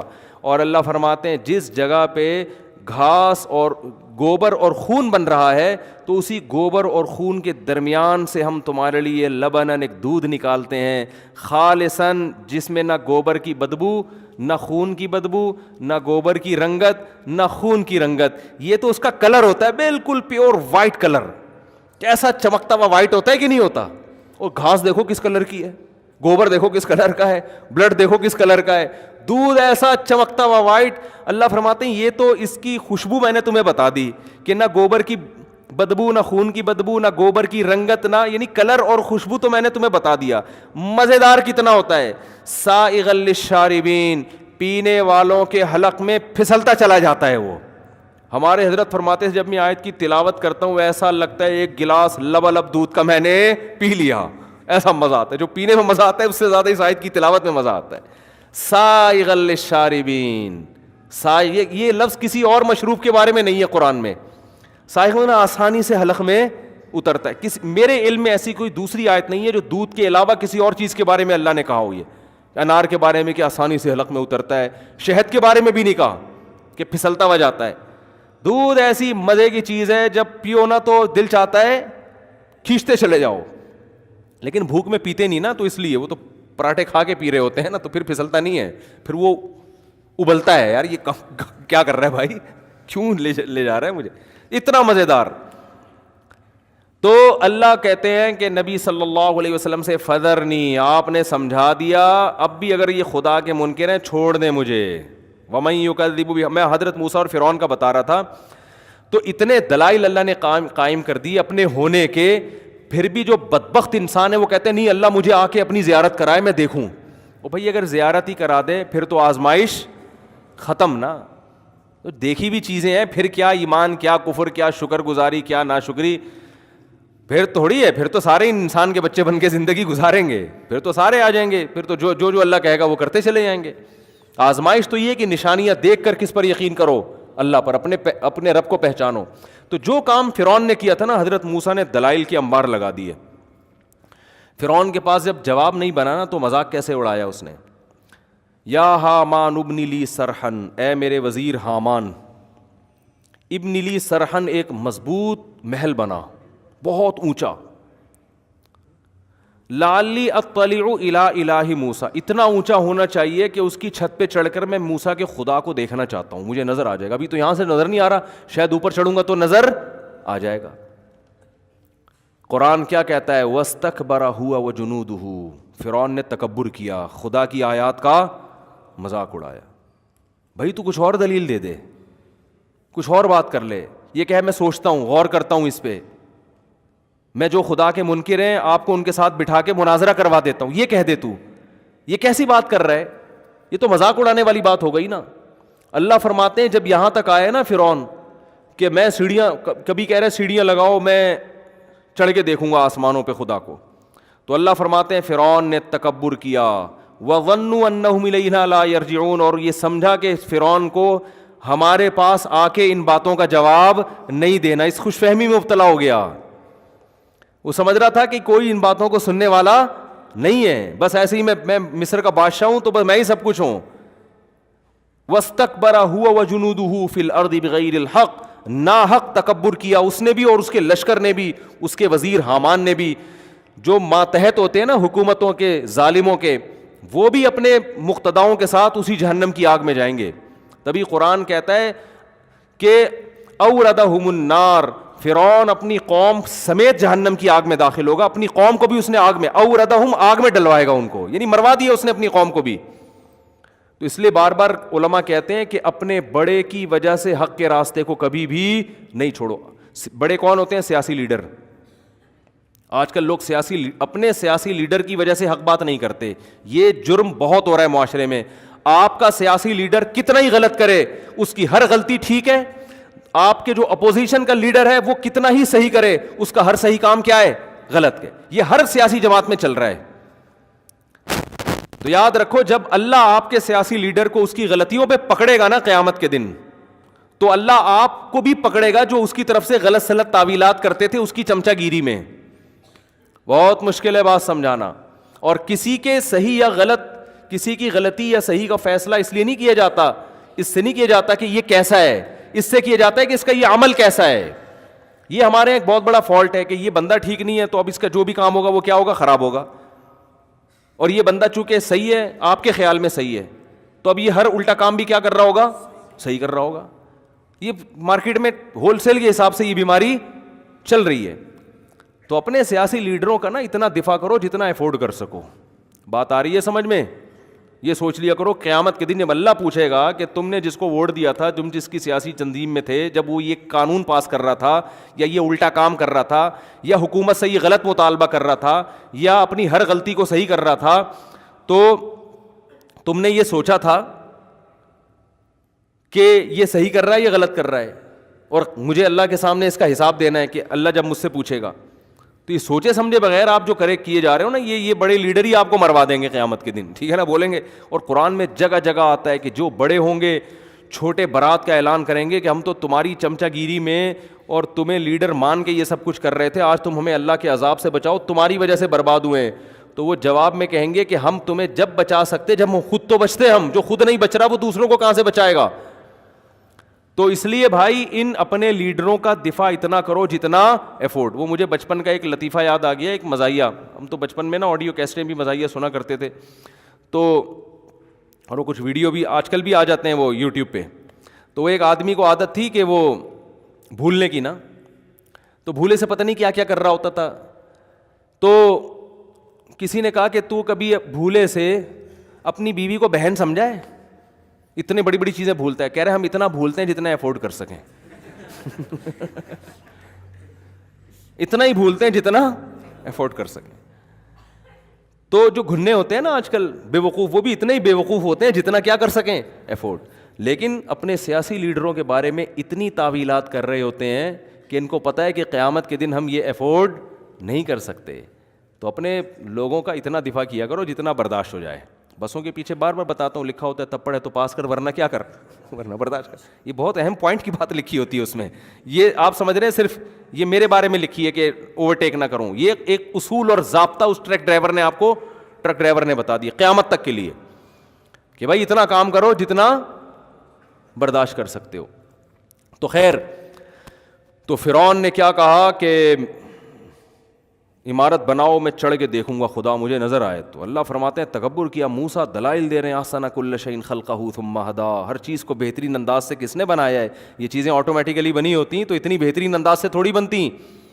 پھر ہر چیز کو نیچر کے راستے پہ چلا دیا, آسمان سے بارشیں برسا رہا ہے, مٹی سے انسان کو بنا دیا, سارے تصرفات کیسے مٹی سے کھلونے بنائے ہیں, اسی مٹی سے خربوزے بن رہے ہیں. زمین میں دیکھو کچھ نظر آتا ہے, انار انگور خربوزہ کچھ بھی نہیں ہے. اسی مٹی سے حضرت انسان بن رہا ہے, اسی مٹی سے مرد بن رہا ہے, اسی مٹی سے عورت بن رہی ہے, اسی مٹی سے انار بن رہا ہے, اسی مٹی سے انگور بن رہا ہے, اسی مٹی سے ہم تو مٹی سے ٹینی نانا والی گاڑیاں بناتے تھے, اس کے علاوہ ہم کچھ بھی نہیں بنا سکتے تھے. خدا اس مٹی سے آم بھی بنا دیتا ہے, خدا اس مٹی سے خربوزے بنا دیتا ہے, خدا اس مٹی سے کھجوریں بنا دیتا ہے, خدا اس مٹی سے انسان بناتا ہے, اس مٹی سے شیر بنایا, گدھا بنایا, کتے بنائے, بلیاں بنائیں, ساری چیزیں اسی مٹی سے بنا کے اور زمین میں پھیلا دی. کیا کچھ نہیں بن رہا, اور پھر دوبارہ اس مٹی کر دیتا ہے تھوڑے دنوں میں مار کے, دوبارہ وہ کیا بن جاتی ہیں مٹی. کیا یہ آٹومیٹیکلی ممکن نہیں ہے. تو اللہ کہتے ہیں کہ میں نے اتنے دلائل دے دیے ہیں, اب بھی ان کی سمجھ میں نہیں آ رہا. فذرنی, اے محمد صلی اللہ علیہ وسلم آپ ٹینشن نہ لیں, چھوڑ دیں میرے حال پہ, اور مجھے اس کے ساتھ میں نمٹ لوں گا. آپ کا کام ہے تبلیغ, آپ اس کی سمجھ میں نہیں آ رہا کسی اور کو سمجھائیں. ان نفعت الذکریٰ سیذکر من یخشیٰ, جس کے دل میں خوف ہوگا وہ ضرور آپ سے نصیحت حاصل کرے گا. یہ نہیں کہ نصیحت ہی چھوڑ دیں, ان لوگوں پہ چھوڑ دیں جن سے فائدے کی امید نہیں ہے. اچھا, اب قرآن کہتا ہے کہ ان کو میرے حال پہ چھوڑ دیں, میں نمٹتا ہوں. تو اب فوراً سوال پیدا ہوتا ہے کہ اب تو اللہ ان کو پکڑ کے مار دے گا. بالکل ہے بھائی, اب تو اللہ جب نبی کو اور جو بھی قیامت تک دعوت دینے والے لوگ ہیں, حق کی بات کرنے والے لوگ ہیں, گویا اللہ نے ان سے کہہ دیا اب آپ کیا ہو جائیں, سائڈ پہ ہو جائیں, اب میں نمٹوں گا ان سے. تو فوراً ایک خیال آتا ہے نا کہ اب تو اللہ ان کو چھوڑے گا نہیں. اللہ فرماتے ہیں ایسا نہیں ہے کہ میں ان کو پکڑ لوں گا فوراً مار دوں گا, نہ سنستدرجہم, میں ان کو ڈھیل دوں گا. اتنے دلائل قائم کرنے کے بعد بھی سمجھ میں نہیں آ رہا, تو اب میں ان کو کیا دوں گا, ڈھیل. کھاؤ پیو موج مستی کرو, کوئی بات نہیں, کیونکہ دنیا دارالامتحان ہے, دارالجزا نہیں ہے. جیسے آپ ایگزامینیشن ہال میں بیٹھے ہو, پیپر حل ہی نہیں کر رہے, ایگزامینر آپ کے کان میں آ کے کہتا ہے بھائی کیا کر رہا ہے یار, آپ کو شاید بھول گئے ہوگے, پیپر کا ٹائم شروع نہیں ہوا. وہ سمجھتا ہے شاید غلط فہمی ہوئی, یاد دہانی کرائے گا بھائی ٹائم شروع ہو گیا پیپر, اگر آپ کو پیپر نہیں ملا تو میں لا کے دے دیتا ہوں. وہ اس طرح سے نصیحتیں کرے گا نا. پھر بھی آپ بیٹھے ہو سر پکڑ کے, وہ آ کے کہے گا, پاکستان میں ہوگا تو پھر تو کوئی مسئلہ ہی نہیں ہے, آ کے کہے گا نہیں ہو رہا, حل نہیں ہو رہا, لاؤ 50 روپے تو میں کروا کے لاتا ہوں. یہ تو میں وہاں بتا رہا ہوں, کراچی میں تو شاید ایسا ہی ہوتا ہے, باقی کا مجھے نہیں پتا, سب جگہ ہی ایسے ہو رہا ہے. ٹھیک ہے نا. تو لیکن اگر سچی مچی کا یعنی کوئی صحیح ایماندار ہو تو وہ کیا کرے گا کہ آپ کے پاس آئے گا, آپ سے بولے گا بھائی کیا مسئلہ ہے, شاید آپ کو نہیں پتا کہ ٹائم شروع ہو گیا, بھائی ٹائم شروع ہو گیا, کہہ کے آپ کہیں گے اچھا ٹھیک ہے پتہ چل گیا, پھر بھی آپ پیپر حل نہیں کر رہے, وہ آگے کہ بھائی کوئی پیپر ایسا تو نہیں آپ کو فزکس کا پیپر تھا اور کسی نے غلطی سے کیمسٹری کا تو نہیں پکڑا دیا, کسی اور کلاس کا تو نہیں, چیک کر لوں, نہیں یہ مجھے فزکس کا ہی ملا ہے, ماشاء اللہ بہت اچھا, پھر بھی آپ حل نہیں کر رہے, تو پھر وہ آئے گا آپ سے آ کے کہے گا کہ یار کوئی اگر سر میں درد ہے, کوئی مسئلہ ہے تو پیناڈول رکھی ہے میرے پاس, ہمیں ہدایت ہے کہ اگر کسی کی طبیعت خراب ہو جائے تو فوراً جو دوائیں ہمارے پاس جو ہے نا, جو فوری دوائیں ہوتی ہیں وہ رکھی ہوئی ہمارے پاس, کوئی پیٹ میں درد ہے, کوئی واش روم کا تقاضا ہے تو یہ واش روم ہے, ٹھیک ہے نا, یہاں چلے جاؤ, کوئی بھی مسئلہ ہو بتاؤ, گٹکا چاہیے, پان چاہیے, تو وہ آپ کو 5-6 دفعہ نصیحت کرے گا, اس کے بعد کہے گا 2-3 دفعہ اور کرے گا تو کوئی دوسرا جو اس سے سینئر ہوگا بولے گا بھائی تو اس کو چھوڑ دے اپنے حال پہ, اس کو کیا کر چھوڑ دے, اور جو پیپر چیک کرنے والا اگر وہاں کھڑا ہوگا نا وہ کہے گا کہ اس کو چھوڑ دے, میں اس سے خود ہی نمٹ لوں گا, تیرا کام کیا ہو گیا ختم, پیپر میرے پاس آئے گا, کچھ بھی نہیں لکھا ہوگا تو فیل کر دوں گا. تو اب وہ جو یہ کہے گا نا کہ مجھے اس کے ساتھ چھوڑ دے, تو یہ نہیں ہے کہ چھوڑ دے کا مطلب میں جاؤں گا ابھی پیپر پھاڑوں گا, تھپڑ لگا کے ایگزامینیشن ہال سے ٹھڈے مار مار کے باہر نکالوں گا اور اس کو برا بلا کہوں گا ایسی کی تیسی, تو یہ کیا کر رہا ہے, تو شرم نہیں آتی, تو آیا کیوں ہے جب تیرے کو پرچہ ہی نہیں آتا, اور تو بے وقوف آدمی اپنے باپ کا بھی پیسہ ضائع کیا, اپنی ماں کا بھی پیسہ ضائع کیا, تو نے ماں کی دعاؤں کی بھی جو ہے نا تو نے قدر نہیں کی, کچھ نہیں کرے گا وہ کہے گا بھائی کوئی اتنی بڑی پرابلم کی بات نہیں ہے, کچھ لوگ پاس ہوتے ہیں, کچھ کیا ہوتے ہیں فیل ہوتے ہیں. تو ایگزامینر اگر زیادہ فری ہونے کی کوشش کرے گا نا, پھر بھی جا کے سمجھا رہا ہے, تو سینئر کیا کرے گا, بھائی اس کو آپ کا یہ ہیڈ ایک نہیں ہے, آپ نے اپنا فرض ادا کر لیا, چھوڑ دو اس کو, اس سے میں خود نمٹ لوں گا. تو یہاں نمٹنے کا مطلب یہ نہیں ہوتا کہ میں ابھی تھپڑ لگانا شروع کر دوں گا اس کو, نمٹنے کا مطلب ہوتا ہے یار تم نے سمجھا دیا, اب ٹینشن نہ لو, پیپر میرے پاس آئے گا, انڈا میں اس میں ڈال دوں گا. جیسے ایک طالب علم نے پرچہ حل کیا, سائنس کا پیپر تھا, استاذ نے سوال پوچھا کہ ثابت کرو کہ دنیا گول ہے. اب بہت طریقوں سے ثابت ہوتا ہے کہ یار سورج مشرق سے نکل کے دوبارہ مشرق میں آ جاتا ہے, اس کا مطلب کیا ہے, بہت سارے طریقے ہیں نا, اس سے پتہ چل رہا ہے یار کچھ ہے, گول ہی لگ رہی ہے اس سے تو, ٹھیک ہے نا. سمندر پہ جب ہم دیکھتے ہیں تو تھوڑا سا ایسی کرو نظر آتی ہے, جہاز سے بھی, تو بہت سارے طریقے, اس کو آتا کچھ تھا نہیں. تو اس نے جواب لکھا کہ چشمہ لگا کے دیکھو تو بھی زمین گول ہے, چشمہ اتار کے دیکھو تب بھی زمین گول ہے. کیونکہ بعض ایگزام جو ممتحن ہے نا وہ بالش کے حساب سے نمبر دیتے ہیں. ہم جب اسکول میں پڑھتے تھے یہ مشہور تھا, نہیں آتا تو وہ بالش کے حساب سے کہ لکھا کتنا ہے اس نے, ایک بالش کے 50 نمبر, 2 بالش کے, تو وہ پڑھتے ہی نہیں, ان کو آتا بھی نہیں. اور یہ سچی مچی کا واقعہ ہے. ہمارے ایک دوست کہتے ہیں کہ اسلامیات کے پیپر میں کچھ تاریخ, اسلامیات تھا یا پتہ نہیں معاشرتی علوم کا پیپر تھا, تو ایک سوال آیا کہ مشہور تاریخی شخصیات کے بارے میں نا, پاکستان کی کچھ مشہور, تو کسی ایک شخصیت پہ نوٹ لکھیں. کہہ رہے ہیں مجھے کوئی شخصیت ہوئی پتہ نہیں تھی, میں نے اپنے ابا کا نام ڈال دیا مولوی تمیز الدین, ان کے ابا کا نام تھا تمیز الدین. تو کہہ رہے ہیں میں نے کچھ آتا تھا نہیں مجھے, تو میں نے مولوی تمیز الدین سن 1900 فلاں میں پیدا ہوئے اور فلاں جگہ آنکھ کھلی, کر جو پھینکتا جا رہا ہوں میں نا, لکھا میں نے, اور اتنے میں تعلیم پائی, پھر فلاں سن میں یہ کیا, پھر تحریک پاکستان کی فلاں اس میں حصہ لیا, پھر یہ کیا وہ.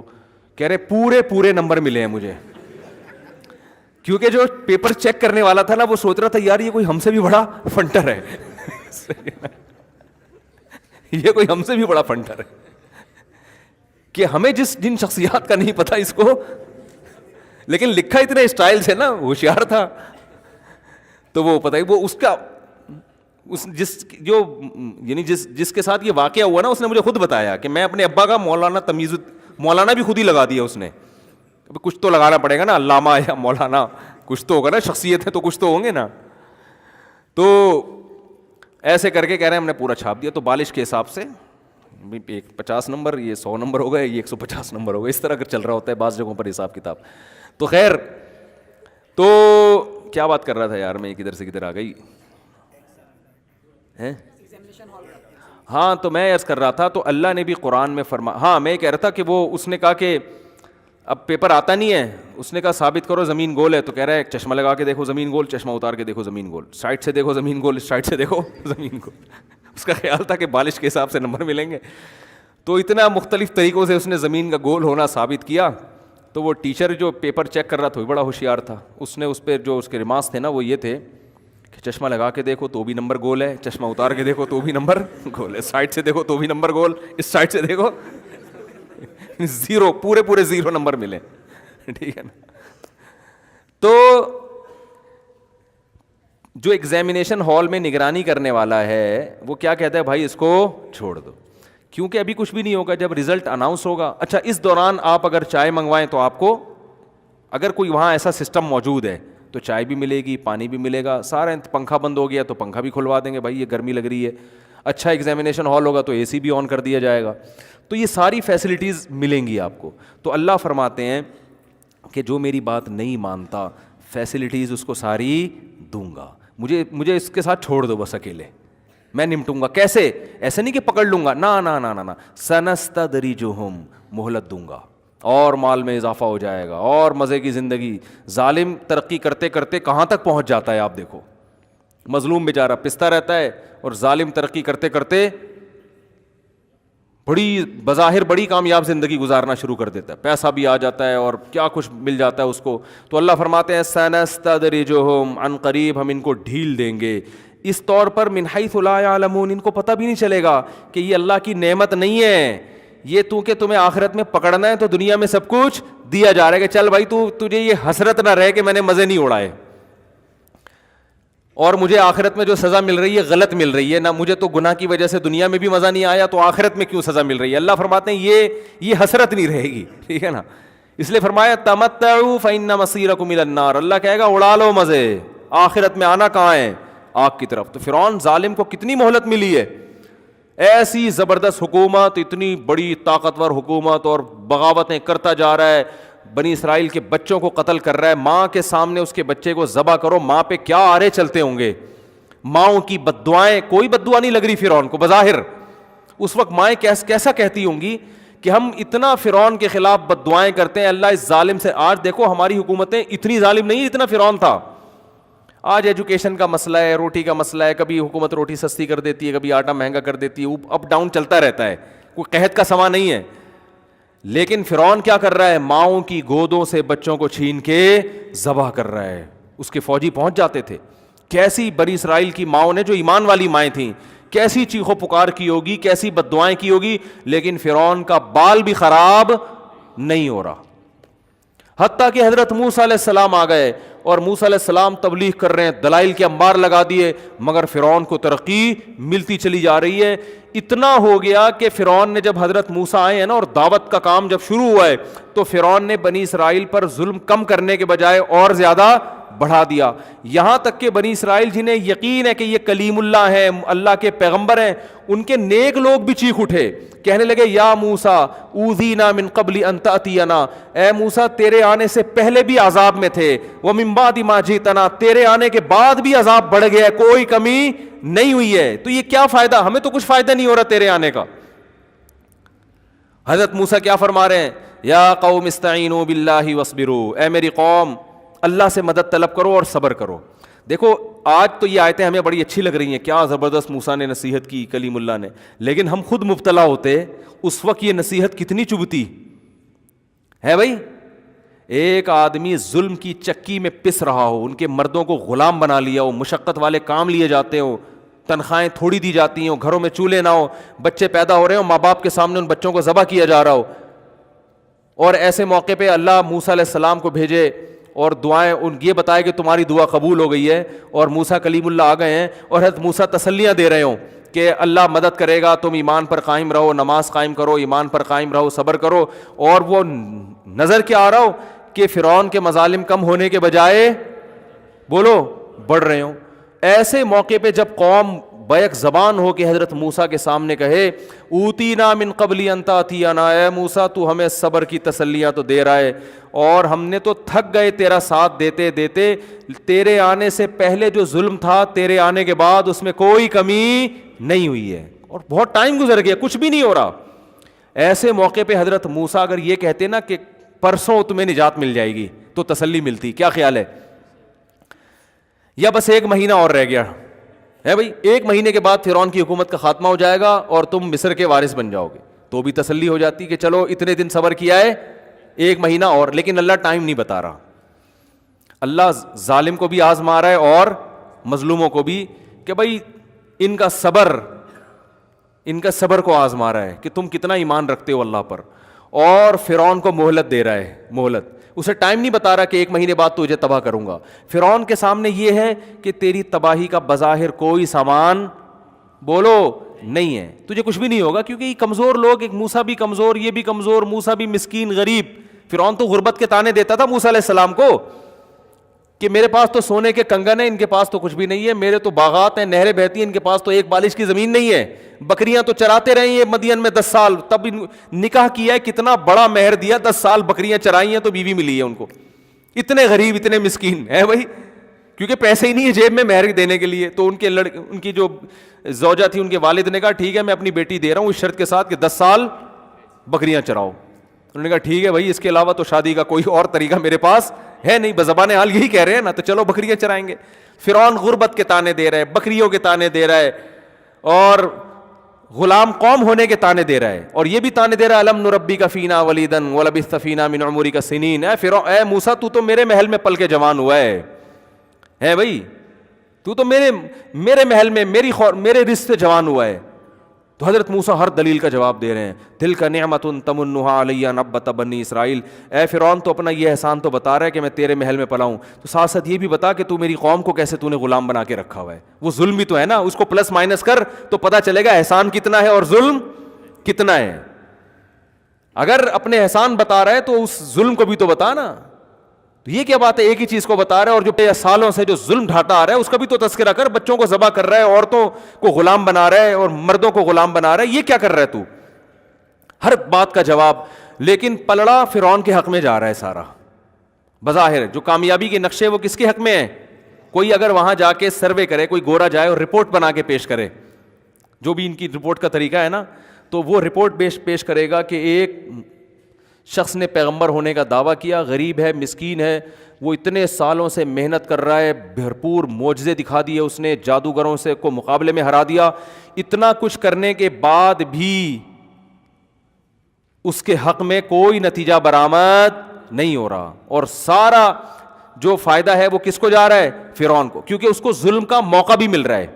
پہلے تو فرعون کی قوم کچھ تھوڑا سا تردد کرتی ہوگی نا بنی اسرائیل کو قتل کرنے میں, انسان تو بہرحال دل تو ہوتا ہے نا انسانوں کے سیلوں میں. اب تو فرعون اپنی قوم کو بار بار مشورے دے رہا ہے کہ اگر ہم ان دونوں کو چھوڑ دیا نا, یہ ہمیں یہاں سے نکال دیں گے, اب تو بغاوت کا مقدمہ چلا کے ان کو مارو. بات آ رہی ہے سمجھ میں؟ دیکھو جیسے امریکہ نے افغانستان پر حملہ اگر ایسے ہی کر دیتا ہوتا, ورلڈ ٹریڈ سینٹر گر گیا تو امریکہ کو کیا مل گیا؟ پوری دنیا کو ساتھ لے لیا کہ بھئی دیکھو اب تو میرے پاس جواز ہے. تو جواز تو کوئی مل جاتا ہے نا. تو فرعون کو اب مل گیا کیا؟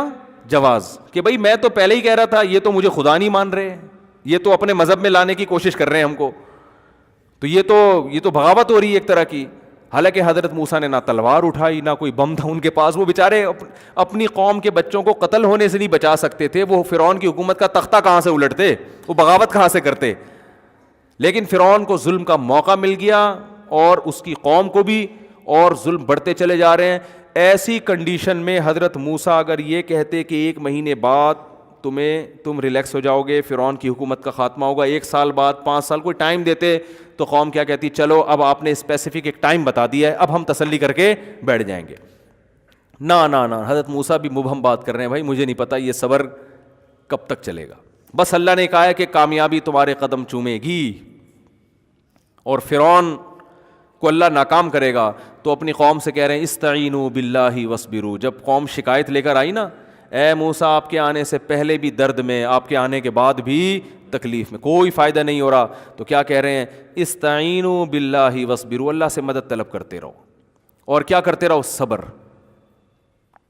تو میں یہ عرض کر رہا تھا, اس موقع پہ یہ نصیحت انسان کو کھلتی ہے کہ یار کوئی بات, ہمیں کوئی اس طرح کی نصیحت کرے, ہم کہیں بھائی کوئی بات کر بھائی تو, کوئی عام آدمی اگر نصیحت کرے تو ہم کیا کہیں گے, وہ بھائی کوئی ٹائم بتا, کوئی 1 سال 1.5 سال, جیسے قرضہ لینے جاؤ نا, وہ کہہ رہے پھر میں دے دوں گا آپ بے فکر رہیں, تو آپ بولے ٹائم بتا بھائی کب دے گا واپس, ہے بھائی 1 سال 1 سال 2 سال 1 مہینہ 2 مہینے ٹائم بتاؤ, بس دے دوں گا, یہ کیا ہو گیا, ایسے تھوڑی ہوتا ہے. لیکن حضرت موسیٰ ایسے ہی نصیحت کر رہے ہیں, استعینوا باللہ, تمہاری ذمہ داری ہے اللہ سے مدد طلب کرنا, دعائیں مانگنا اور صبر کرنا. جو اللہ کا کام ہے وہ کون کرے گا, اللہ, وہ اللہ پہ چھوڑ دو, پستے رہو, کوئی بات نہیں, مانگتے رہو, پستے رہو, صبر کرتے رہو. تو آگے حضرت موسیٰ نے دلیل کیا دی ہے, اب یہ مبہم کلام ہے نا, اب کب تک صبر کریں؟ گویا اس میں یہ بھی وہم ہو رہا ہے کہ معاذ اللہ نقل کفر آپ ہمیں ویسے ہی معاذ اللہ بہلا رہے ہیں, ہمیں بہلانے کے لیے بھی کہہ دی جاتی ہے نا. تو حضرت موسیٰ نے دلیل دی, فرمایا ان الارض للہ, زمین کا مالک کون ہے؟ اللہ ہے. زمین کا مالک فرعون نہیں ہے, یہ زمین پہ اصل حکومت خدا کی ہے, خدا سے تھوڑی لڑ سکتا ہے کوئی. ان الارض للہ, زمین کا مالک اللہ ہے. یورثھا من یشاء من عبادی, اپنے بندوں میں سے جس کو چاہتا ہے اس کا مالک بناتا ہے. یعنی بتا دیا میں بس اللہ کے بارے میں یہ جانتا ہوں کہ یہ سب اختیارات کس کے ہیں؟ اللہ کے. اگر آپ وہ اللہ فرعون کی حکومت ختم نہیں کر رہا تو اس کا مطلب یہ نہیں ہے کہ وہ کر نہیں سکتا, اس میں اس کی کوئی حکمت ہے جو ہماری سمجھ میں نہیں آ رہی. ہم بندے ہیں, ہمارا کام صبر اور اللہ سے دعا. پھر بھی وہ اگر حکومت ختم نہیں کر رہا تو وہ اس کی مرضی ہے, اس لیے نہیں کر رہا کہ اس کے پاس طاقت نہیں ہے, کوئی مصلحت ہے, کیونکہ زمین کا مالک کون ہے؟ اللہ. قرآن کہتا ہے پھر جب, اب دیکھو آخر وقت تک بنی اسرائیل کو آزمایا گیا ہے, اینڈ تک بالکل, یہاں تک کہ حضرت موسیٰ نے اللہ کے حکم سے راتوں رات قوم کو خبر دی مصر کو چھوڑ کے نکل جاؤ. تو قوم کو اب تسلی ہوئی نا کہ اب اللہ کی مدد آ رہی ہے, اب ہم مصر سے بھاگنے میں کامیاب ہو جائیں گے اور ہم پھر کسی ایسی جگہ پہ جا کے بسیں گے جہاں فرعون کی حکومت بولو نہیں ہے. اب تسلی کی بات کی نا حضرت موسیٰ نے, گویا پہلی دفعہ کوئی یعنی ایسی تسلی کی بات جو کوئی جس میں کوئی عمل بھی ہو رہا ہو, یعنی جس سے پریکٹیکلی تسلی بھی ہو رہی ہو. تو حضرت موسیٰ نے اللہ کے حکم پہ قوم سے کہا کہ راتوں رات مصر چھوڑ کے نکل جاؤ, اللہ مدد کرے گا. پہلے کیوں نہیں نکلے؟ اس لیے کہ آپ کو پتہ ہے کہ جب کوئی قیدی جیل سے بھاگتا ہے نا تو اس کو یہ ڈر ہوتا ہے کہ ابھی تو تمیز سے مجھے تھوڑا بہت کچھ پروٹوکول مل رہا ہے, بھاگ کے پکڑا گیا تو طبیعت سے کیا ہو, چترول لگتے ہیں کہ نہیں لگتے. تو بنی اسرائیلیوں کو یہ خوف تھا کہ اگر ہم مصر سے بھاگے, اگر پکڑے گئے نا, کیونکہ فرعون کی فوج چھوٹی نہیں ہے, تو پھر جتنی مصیبت میں ہے نا اس سے ڈبل ہو جائے گی. لیکن حضرت موسیٰ نے تسلی دی کہ اللہ کی مدد بولو نا اب آ گئی ہے, بس اللہ نے امتحان لینا تھا, تمہارا امتحان لے لیا. اب اللہ نے حکم دیا ہے کہ ہم راتوں رات مصر سے نکل جائیں. تو راتوں رات مصر سے نکلے, لیکن اللہ نے بھی امتحان ختم. یہ دیکھو وہ قوم گزر گئی, یہ قرآن میں واقعات ہمیں سمجھانے کے لیے ہیں کہ تم جو بیٹھے بیٹھے چاہتے ہو نا کہ میں 5 نمازیں پڑھوں اور ادھر سے رزق کے دروازے کھل جائیں اور ادھر سے یہ بھی ہو جائے, واپس بھی آ جائے, وہی واپس آ جائے, اور جو ہے یہ بھی صحیح ہو جائے, یہ بھی صحیح ہو جائے, اور ایک دم رزق میں برکت اور سب کچھ ایک دم, ڈپریشن ختم, اسٹریس ختم, اور بحریہ ٹاؤن میں 6 مکان بن گئے میرے, ہنسی خوشی زندگی گزرنا شروع ہو گئی. ایسا نہیں ہوتا بھائی. تو اللہ یہ ہمیں بتاتا ہے, اللہ تعالیٰ ہمیں ان ٹینشنوں سے بچا کے ہی رکھے. ہم تو نالائق ہیں, ہم تو کمزور ہیں, لیکن ایک سمجھایا جا رہا ہے کہ ایسا بھی ہوتا ہے. تو بڑے کام جب ہوتے ہیں تو پھر بڑی آزمائشیں ہوتی ہیں. اللہ ہم سب کو آزمائشوں سے بچائے, اللہ ہم سے ویسے ہی بڑے کام لے لے. تو اب آخر میں کیا ہو رہا ہے, پوری قوم جب راتوں رات نکل گئی تو ہونا تو یہ چاہیے تھا کہ فرعون کو پتہ بھی نہ چلے, یہ بھی ہونا چاہیے تھا نا, اللہ مدد کرے بنی اسرائیل کی, اور سارے بنی اسرائیلی چپکے چپکے نکل جائیں, فرشتے ان کے ساتھ ہوں, فرعون کی آنکھوں پہ کیا ڈال دیں, پردہ, وہ خراٹے لے کے پوری رات سوتے رہیں, کوئی مخبر بھی نہ ہو, یا اتنی دور نکل جائیں کہ دوسرے ملک پہنچنے کے بعد پتہ چلے. تو بنی اسرائیلی یہی توقع کر کے بیٹھے ہوئے تھے کہ موسیٰ کلیم اللہ نے کہا ہے اور آج تک آپ نے کوئی بات غلط نہیں کی, اب اللہ کی مدد آ گئی. اتنے عرصے سے ٹائم تو بتا نہیں رہے تھے یہ, لیکن چلو آج نکل جاؤ, اب خوش ہو گئے.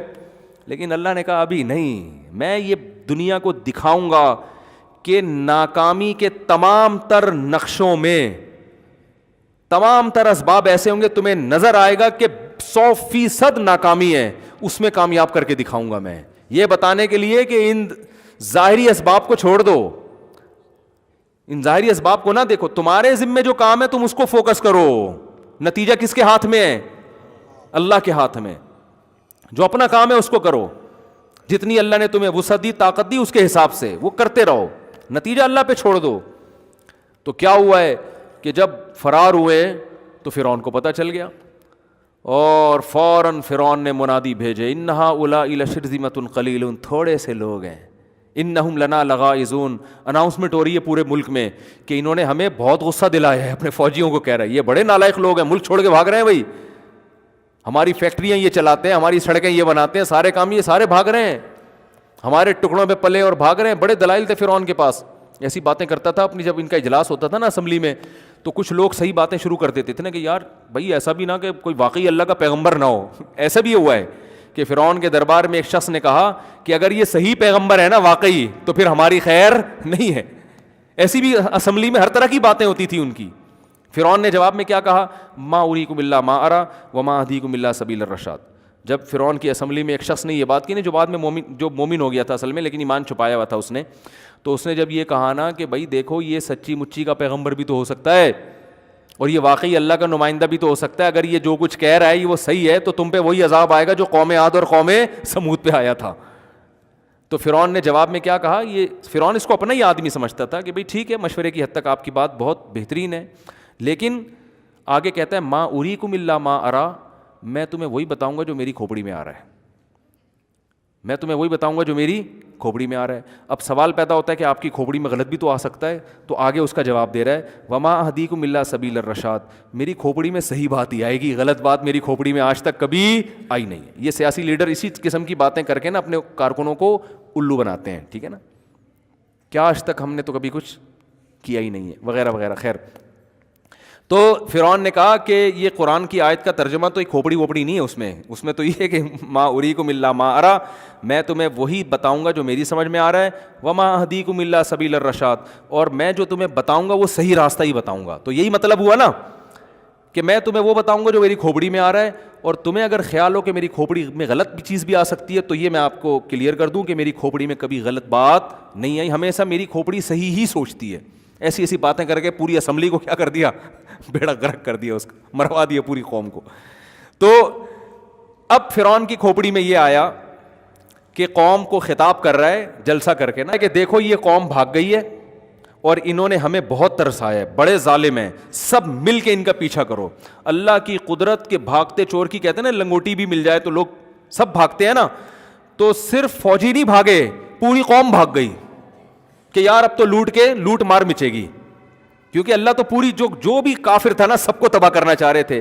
تو یہ نہیں کہ سارے فرعون کے فوجی نکل کے بھاگے, پورا مصر جو ہے نا, پورا شہر فرعون نے منادی لگائی, انہوں نے سب پکڑو بھائی, بڑے انجوائے کرتے ہوئے گھوڑوں پہ, تیز رفتار گھوڑوں پہ بھاگ رہے, اور اللہ کیسے ناکامی کے نقشے پیدا کر رہا ہے. بنی اسرائیل راستہ ہی بھول گئے کہ جانا کدھر ہے بھائی, راستہ ہی اللہ نے بھلا دیا. کتنی بڑی آزمائش ہے آپ سوچو بھائی, مجھے بیان کرنے میں مجھے اتنا تعجب ہو رہا ہے. سوچو جس پہ گزر رہی ہوگی ان کی حالت کیا ہوگی کہ کئی سال گزر گئے, پوری نسل ذبح ہو گئی ہماری, اب تھوڑا سا سانس لینے کا ٹائم آیا تھا, بھاگ کے کہیں ہمیں کچھ پناہ ملے گی, تو اب اللہ نے معاذ اللہ اتنا بھی نہیں کیا کہ فرعون کو پتہ نہ چلنے دیتا, پوری قوم ہمارے پیچھے لگا دی. چلو پیچھے لگاتی, وہ پیچھے ہم آگے آگے ہوتے, کیا خیال ہے, اتنا ہی ہو جاتا. کچھ پکڑے جاتے, کچھ کیا ہوتے, بھاگ جاتے. جو تیز رفتار ہوتے بھاگ جاتے, کچھ پکڑے جاتے, کچھ بکھر جاتے. جیسے ہوتا ہے کہ جب اس طرح لوگ ہجرت کرتے ہیں, کچھ کٹ جاتے ہیں, کچھ مر جاتے ہیں, کچھ بھاگ جاتے ہیں. تو الٹا ہوا کیا ہے, راستہ ہم کیا ہو گئے, بھول گئے. ایک کنفیوژن یہ, اس سے بڑی کنفیوژن یہ کہ صرف راستہ بھولے نہیں, ایسی جگہ پہنچ کے کھڑے ہو گئے جہاں آگے دریا ہے. یعنی راستہ بھولے بھی ایسے کہ آگے جانے کا بھی, چلو راستہ بھولتا ہے انسان, غلط ٹریک پہ بھاگ جاتا ہے کہ یار فی الحال یہاں سے تو جہاں جانا تھا وہاں تو نہیں جا رہے, جانا ادھر تھا. لیکن جو بھاگنے والا ہوتا ہے وہ کہتا ہے ادھر راستہ نہیں مل رہا تو یہاں بھاگ, فی الحال اپنے آپ کو بچاؤ, بعد میں سکون کا سانس لے کے ستاروں کی روشنی میں, اور پھر وہ قیافہ شناس کو بلا کے دیکھیں گے کدھر کو جانا ہے ہم نے, ٹھیک ہے نا. لیکن اللہ نے ایسا بھلایا کہ غلط بھی ایسا کہ آگے کیا ہے, دریا ہے, نہ ادھر بھی دریا, ادھر بھی پانی, ادھر بھی پانی, کہیں راستہ ہی نہیں جانے کا. تو ایسے موقع پہ بنی اسرائیل نے جب دیکھا کہ وہ دھول اٹھ رہی ہے اور فرعون اپنے پورے مصر کے ساتھ جاہو جلال کے ساتھ غیظ و غضب کے حالت میں آ رہا ہے, تو بنی اسرائیل نے کہا انا لمدرکون, اے موسیٰ مروا دیا. ٹھیک ہے نا, پکڑے. موسیٰ علیہ السلام کو تو نہیں کہا, مدرکون کا مطلب پکڑے گئے, مر گئے. آج تو گئے کام سے. جو تھوڑی بہت امیدیں رہ گئی تھی نا, کہ اتنے عرصے سے تو صبر ہی سنتے ہوئے آ رہے تھے کہ صبر کرو اللہ مدد کرے گا, صبر کرو اللہ مدد کرے گا, کب کرے گا یہ تو آپ ڈیٹ بتانے کے لیے تو آپ کسی قیمت پہ ایگری بھائی تھے ہی نہیں. لیکن ہم نے کہا بھائی آپ کے اتنے معجزے دیکھے اور بنی پیغمبر آتے رہے, ہم ایمان لے آئے آپ کے اوپر, تو چلو ہو جائے گی. اب سانس لیا, اب تو ایسا, اب تو آخری بس گئے. اور حضرت موسیٰ کو بھی نہیں پتا کہ ہوگا کیا ہے بھائی, بظاہر حضرت موسیٰ بھی دیکھ رہے ہیں آگے پانی ہے پیچھے فرعون ہے, لیکن حضرت موسیٰ کو اتنا ایمان تھا کہ جس اللہ نے مجھے پیغمبر بنایا ہے بنی اسرائیل کو مروانے کے لیے نہیں بنایا. یہ ہو نہیں سکتا کہ وہ امیدیں دلا رہا ہو اور یہاں لا کے چھوڑ دے وہ. نہ نہ نہ, کیا کرے گا مجھے نہیں پتا کیا کرے گا. بھائی لاٹھی سے تو اب تک سانپ بنتے دیکھی تھی, تو حضرت موسیٰ یہ سوچتے کہ اب لاٹھی سے سانپ بنا کے کتنے لوگوں کو کھائے گی ہے, ٹھیک ہے نا, کیا ہو جائے گا پتہ نہیں کیا ہوگا. بس اتنی بات کی حضرت موسیٰ نے, کلا ہرگز ایسا نہیں ہے جو تم کہہ رہے ہو نا پکڑے گئے مر گئے, نا نا نا نا, ان معی ربی, میرے ساتھ میرا رب ہے. دیکھو ہمارے نبی کو جب چاروں طرف سے گھیرا نا مشرکین مکہ نے غار میں, اندر حضرت ابو بکر بھی تھے اور نبی صلی اللہ علیہ وسلم بھی, چاروں وہاں بھی یہی کنڈیشن تھی. تو حضرت ابو بکر نے فرمایا کہ پریشان ہو گئے حضرت ابو بکر, کیا اب تو پکڑے گئے ہم. تو اللہ نے, نبی نے کیا فرمایا, ان اللہ معنا, ہمارے ساتھ کون ہے, بولو اللہ ہے. وہاں یہ نہیں فرمایا میرے ساتھ, بلکہ کیا کہا, یعنی میری بھی مدد ہوگی اور آپ کی بھی. یہاں حضرت موسیٰ یہ نہیں کہہ رہے کہ ہمارے ساتھ اللہ ہے, کیا فرما رہے ہیں, میرے ساتھ اللہ ہے. تو بعض لوگوں نے تو اس سے حضرت موسیٰ کی توہین کی ہے کہ اپنے ساتھیوں کو بھول گیا, بس اپنی فکر لگی ہوئی ہے. یہ غلط ہے. حکیم الامہ حضرت مولانا شرف علی تھانوی نے اس کا خاندانی جواب دیا ہے. فرمایا کہ نبی نے معنا کا لفظ استعمال کیا کیونکہ ساتھ میں ابو بکر تھے جو ہر موقع پہ ساتھ دے رہے تھے, اور یہ نہیں کہا کہ پکڑے گئے, بلکہ غمزدہ ہوئے. اپنے سے زیادہ فکر کس کی ہو رہی ہے, نبی کی. ایسے جانثار ہیں, ہر موقع پہ اپنا سب کچھ قربان کر دیا تھا انہوں نے, اور ایک دفعہ بھی یہ نہیں کہا کہ مدد کب آئے گی کوئی بس جیسے جیسے نبی کہہ رہے ہیں عمل کرتے چلے جاؤ بھائی, بس ان صبر توکل بہت اعلیٰ درجے کا. تو فرمایا وہاں صدیق تھے نبی کے ساتھ, اس لیے نبی کو پتا تھا کہ جو اللہ مجھے بچائے گا وہ میرے ساتھی کو اکیلا نہیں چھوڑے گا, کیونکہ ہم میں تو کوئی فرق ہی نہیں ہے دوستی میں, ہمیشہ آپ ساتھ دیا ہے, تو آج بھی اللہ ہم دونوں کا ساتھ دے گا, الگ الگ نہیں کرے گا. ادھر موسیٰ علیہ السلام یہ سوچ رہے تھے کہ اس قوم نے اتنے معجزے دیکھ لیے ہیں بھائی, اتنا کچھ ان کو دکھا دیا, اور لاٹھیوں کو سانپ بنتے دکھا دیا, یہ بھی دکھا دیا, فرعون پہ جوؤں کا عذاب دکھا دیا, مینڈکوں کا عذاب آیا, خون کا عذاب آیا, سب کچھ دکھا دیا. یہ نہیں سوچ رہے کہ جس اللہ نے اب تک بچا کے رکھا ہے وہ اب بھی بچا لے گا, بلکہ کہہ رہے پکڑے گئے تو عین ممکن ہے اللہ ان کو مروا دے اور مجھے کیا کرے. بولو بھائی, اللہ اس جملے کی وجہ سے ایسا نہ ہو کہ اللہ کہے کہ تم اس قابل ہی نہیں ہے کہ تمہیں بچایا جائے. ہے بھائی, تمہارے ساتھ موسیٰ ہے, وعدے ہیں, تم نے ان کو کلام دیکھا کہ وہ کوہ طور پہ اللہ سے ہم کلام ہوتے ہیں, ساری چیزیں دیکھ لی, کم بختو ابھی بھی کہہ رہے ہو کہ پکڑے گئے. بس چھوڑو, بچائے گا کیسے بچائے گا, کون بچائے گا, وہ اللہ بچائے گا, اس کی مرضی. تو اس لیے حضرت موسیٰ کو یہ ڈر ہوا کہ مجھے تو بچائے گا, تمہارا کوئی بھروسہ نہیں ہے. تو اس لیے بنی اسرائیل نے کہا نا ہم سب پکڑے گئے, تو حضرت موسیٰ نے کلا ایسا ہرگز, ہم سب نہیں ہیں, ٹھیک ہے نا, ہم سب نہیں ہیں, مجھے اللہ بچائے گا, تمہارا نہیں پتا مجھے. تو پھر کیا ہوتا ہے, اللہ نے تو ان کو بھی بچانا تھا کیونکہ صبر انہوں نے بھی کیا تھا. تو اب جب موسیٰ علیہ السلام پریشان ہیں, ادھر ٹھاٹھے مارتا ہوا سمندر ہے, تو اللہ نے موسیٰ علیہ السلام کو فرمایا کہ آپ نے اس پانی پہ کیا کریں, لاٹھی کو ماریں. ادھر لاٹھی کو مارا ہے, فکان کل فرقن کالطود العظیم, پہاڑوں کی طرح پانی ٹھہر گیا. بہت زیادہ شور تھا نا دریا میں, بہت تیز دریا تھا, دونوں طرف موجیں آ کے نا ایسے پہاڑوں کی طرح کھڑی ہوتی جا رہی ہیں, پانی آگے ہاں نہیں رہا, درمیان میں خشک راستہ. اللہ فرماتے ہیں وجاوزنا ببنی اسرائیل البحر, حضرت موسیٰ نے حکم دیا اتر آؤ, پورے بنی اسرائیلی گزر گئے. جب انسان طاقت کے نشے میں ہوتا ہے نا تو پاگل ہو جاتا ہے. فرعون دیکھ رہا ہے اپنی آنکھوں سے کہ یہ ایک معجزہ ہے, یہ خدا کر سکتا ہے, یہ کوئی اور یہ کام نہیں کر سکتا, تو یہ خدا ان کے لیے کرے گا, میرے لیے کیوں کرے گا, میں نے تو آج تک خدا کی مانی نہیں ہے. لیکن طاقت کا نشہ, دولت کا نشہ انسان کو اندھا کر دیتا ہے, شہوت کا نشہ بھی اندھا کر دیتا ہے. شہوت میں آ کے لوگ زنا کر دیتے ہیں, یہ نہیں دیکھتے کہ اس کا انجام کیا ہونے والا ہے, تو یہ خواہشات نا اندھا کر دیتی ہیں. فرعون دیکھ رہا ہے بھائی یہ معجزہ ان کے لیے, میرے لیے کیوں ہوگا. جب بنی اسرائیلی نکل گئے نا سارے, تو فرعون جب کنارے پر پہنچا اس نے کہا اتارو فوجیں, اور وہ مستنڈے اپنے لیڈر سے وفا کی, انہوں نے قسمیں اٹھائی ہوئی تھیں. ان میں بھی کسی مستنڈے کو یہ خیال نہیں آیا کہ اب تک تو ہم نے اتنی چمچہ گیری کی ہے, اب اتنا بڑا معجزہ خدا نے دکھا دیا, تو بھائی یہ اس کی علامت ہے کہ اب فرعون کا ساتھ مت دو, اب یہ مروائے گا, بھاگو یہاں سے. وہ بھی انہوں نے بھی قسمیں اٹھائی ہوئی تھی کہ ہم نے بھی چمچہ گیری کی. یہ میں بار بار کیوں کہہ رہا ہوں, آج بھی سیم یہی پوزیشن ہے, آج بھی لوگ اپنے لیڈروں کی چمچہ گیری میں شریعت کو نظر انداز کر دیتے ہیں. تو وہ بھی چمچے سارے کے سارے اتر گئے. اور اللہ کی قدرت دیکھیں, اللہ نے پانی فوراً نہیں ملایا.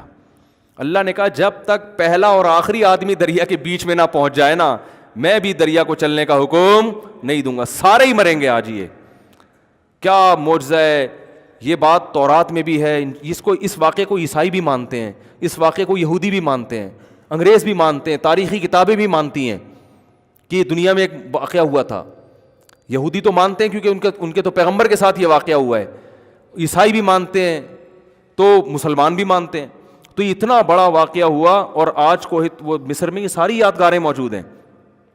تو جیسے ہی A to Z لوگ آئے ہیں, اللہ فرماتے ہیں ہم نے دریا کو حکم دیا اپنی اصل حالت پہ آ جا. کیا تباہ ہوئی ہے پوری قوم. اور دیکھو دلائل کہ اللہ نے انبار لگا دیے, مگر فرعون کی سمجھ میں نہیں آیا. اور قرآن کے الفاظ ہیں کہ جب غوطہ لگا ہے نا, اس کی موت سامنے نظر آئی ہے, تو فوراً چیخنے لگا آمنت انہ لا الہ الا الذی آمنت بہ بنو اسرائیل. حضرت موسیٰ تو شارٹ کلمہ پڑھوا رہے تھے اس سے, آج پوری ڈیٹیل سے کلمہ پڑھ رہا ہے وہ. حضرت موسیٰ نے کہا کہ بس یہ بول دے کہ اللہ میرا خدا ہے, اتنا لفظ بولے گا نجات ہو جائے گی. اللہ میرا رب ہے, معبود ہے. وہ کہہ رہا نہیں میں معبود ہوں, الہ کون ہے, میں ہوں. آج کیا رپورٹ پیش کر رہا ہے, ایک تو ضمیر شان, یہ نہیں کہا آمنت لا الہ الا اللہ, اتنا کہہ دیتا نا میں ایمان لایا اللہ کے سوا کوئی معبود نہیں ہے, نہ آمنت انہ, یہ ہو ضمیر شان کہلاتی ہے. اس کو ضمیر قصہ بھی کہتے ہیں. اس کا ترجمہ ہوتا ہے بات یہ ہے کہ, جب ہم کوئی بات کر رہے ہوتے ہیں نا, بھائی بات یہ ہے, سنو میری بات یہ ہے کہ, تو فرعون کلمہ پڑھنے سے پہلے کہہ رہے بات یہ ہے کہ, ایکچولی میں کچھ بات آپ سے کرنا چاہ رہا تھا. بات یہ ہے کہ اب یعنی مجھے غرق کیوں کر رہے ہو, سن تو لو, بات تو سنو, صحیح ہے نا. یہ بالکل اس کا صحیح ترجمہ ہوگا پراپر کہ بھئی بات یہ ہے کہ لا الہ انہ لا الہ, کہ کوئی خدا نہیں ہے, الا اللہ نہیں کہا, کیونکہ اللہ میں ہو سکتا ہے کوئی کہے کہ تمہارا اللہ الگ ہے, موسیٰ کا اللہ الگ ہے, تو فرشتے کنفیوز ہو کے پھر نہ دوبارہ غوطہ دے دیں مجھے. تو فرشتوں کو پوری ڈیٹیل کے ساتھ سمجھا رہا ہے لا الہ الا الذی, کوئی معبود نہیں ہے, میں بھی نہیں ہوں, الا الذی, ہاں وہی معبود ہے, آمنت بہ بنو اسرائیل, جس پر یہ جو غلام قوم ہے نا بنی اسرائیل, جس خدا کو مانتی ہے نا, میں بعینہ ہی اسی خدا پر ایمان لاتا ہوں. اتنی ڈیٹیل کے ساتھ کلمہ میرا خیال ہے آج تک کسی نے نہیں پڑھا ہوگا, اتنی تفصیلی کلمہ کہ بات یہ ایکچولی لگا کے سارا کچھ جو ہے نا اس نے, اس میں اللہ بچائے. میں تو ڈرتا ہوں ان آیات پر کہ ہمارے پاس فرعون جیسے وسائل نہیں ہیں, ورنہ ہم لوگ بھی فرعون سے کم نہیں. ہم جو گناہ کر رہے ہیں وہ کون سا چھوڑتے ہیں ہم. تو ایسا نہ ہو مرتے ہوئے ہماری بھی یہ کنڈیشن ہو, ہم کہہ رہے ہو بات یہ ہے کہ آج میں یہ چھوڑنے کے لیے تیار ہوں, مجھے تھوڑی سی مہلت دے دو, یہ ہمارے اوپر بھی گزر سکتی ہے. تو کہہ رہے بات یہ ہے کہ میں اس خدا پر ایمان لایا ہوں جس پر بنی اسرائیل ایمان لائی تھی. تو قرآن کہتا ہے الآن, اب لا رہا ہے, وقت عصیت قبل, اس سے پہلے تو نافرمان رہا ہے. اللہ فرماتے ہیں عام کافروں کو ایک سزا ملتی ہے, تجھے 2 سزائیں ملیں گی. پہلی سزا تو یہ ملے گی الیوم ننجیک ببدنک, ایک تو جہنم کی آگ ہے جس میں صبح و شام جلایا جائے گا, جس کو برزخ کا عذاب کہا جاتا ہے. اور دوسری سزا یہ ملے گی ننجیک ببدنک, تیرے جسم کو میں محفوظ کر لوں گا, لتکون لمن خلفک آیا, بعد والوں کے لیے قیامت تک نشانی بنے گا. مصر میں جا کے لوگ تیری لاش دیکھ کے عبرت حاصل کریں گے. یہ ہے وہ جس نے زمین میں بڑی چودراہٹ دکھائی تھی اور کہتا تھا مجھے ذرا سیڑھیاں لگا کے دیکھو میں اپنے خدا کو.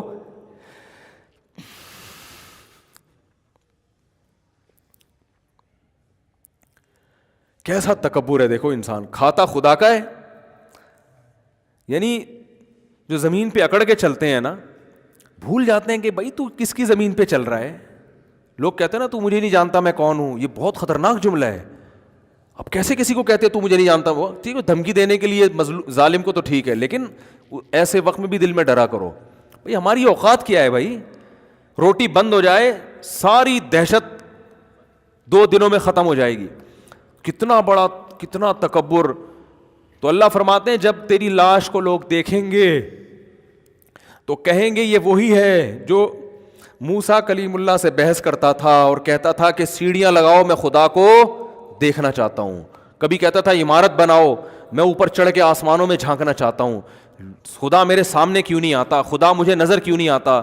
آج جو ایتھیس لوگ اس طرح کی باتیں خدا کے بارے میں کر رہے ہیں کہ خدا اپنے ہونے کے ثبوت کیوں نہیں دیتا, ہم نہیں مانتے خدا کو, ہم نہیں مانتے اسلام کو, یہ کیا ہے, محمد صلی اللہ علیہ وسلم کون ہے, قرآن کیا ہے, بس سائنس ہے, ٹیکنالوجی ہے, سائنسدان ہے, سب کچھ اقوام متحدہ ہے, یونائٹڈ نیشن ہے, اس کے قانون ہے, خدا کیا ہے, رسول کیا ہے, عالم کیا ہے, مولوی کیا ہے, بزرگ کیا ہے, یہ سب جو ملحد ہیں ان کی نظر میں ان نعروں کی کوئی ویلیو نہیں ہے. زنا کیوں حرام ہے, کیا ہوتا ہے زنا, صحیح ہے نا, رشتہ داری کیا ہوتی ہے, یہ سب ان کے لیے بیکار الفاظ ہیں, ان کی ڈکشنری میں یہ ان الفاظ کی کوئی جگہ نہیں ہے. ابا بوڑھے ہو گئے, اولڈ ہوم میں جمع کراؤ بھائی, اس کو کیا گھر میں رکھ کے کرنا ہے, ٹینشن لینی ہے. اور پھر جب ان سے کہا جائے اتنے دلائل, تو کہتے ہیں کہ وہ نظر کیوں نہیں آتا ہمیں. تو اللہ فرماتے ہیں کہ الیوم ننجیک ببدنک لتکون لمن خلفک آیا, آج میں تیرے جسم کو محفوظ کر لوں گا, بعد والوں کے لیے تو نشانی بنے گا. تو اس لیے اللہ نے ان آیتوں میں کیا فرمایا, نبی سے فذرنی, ہے نبی آپ ان کو چھوڑ دو, ومن یکذب بہذا الحدیث, جو اس کتاب کو جھٹلاتا ہے چھوڑ دو اس کو, سنستدرجہم من حیث لا یعلمون, ایسے مہلت دوں گا ان کو پتہ نہیں چلے گا. اللہ تعالی ہمیں اس وقت سے پہلے ہدایت نصیب فرمائے اور سیدھے راستے پہ چلنے کی توفیق عطا فرمائے.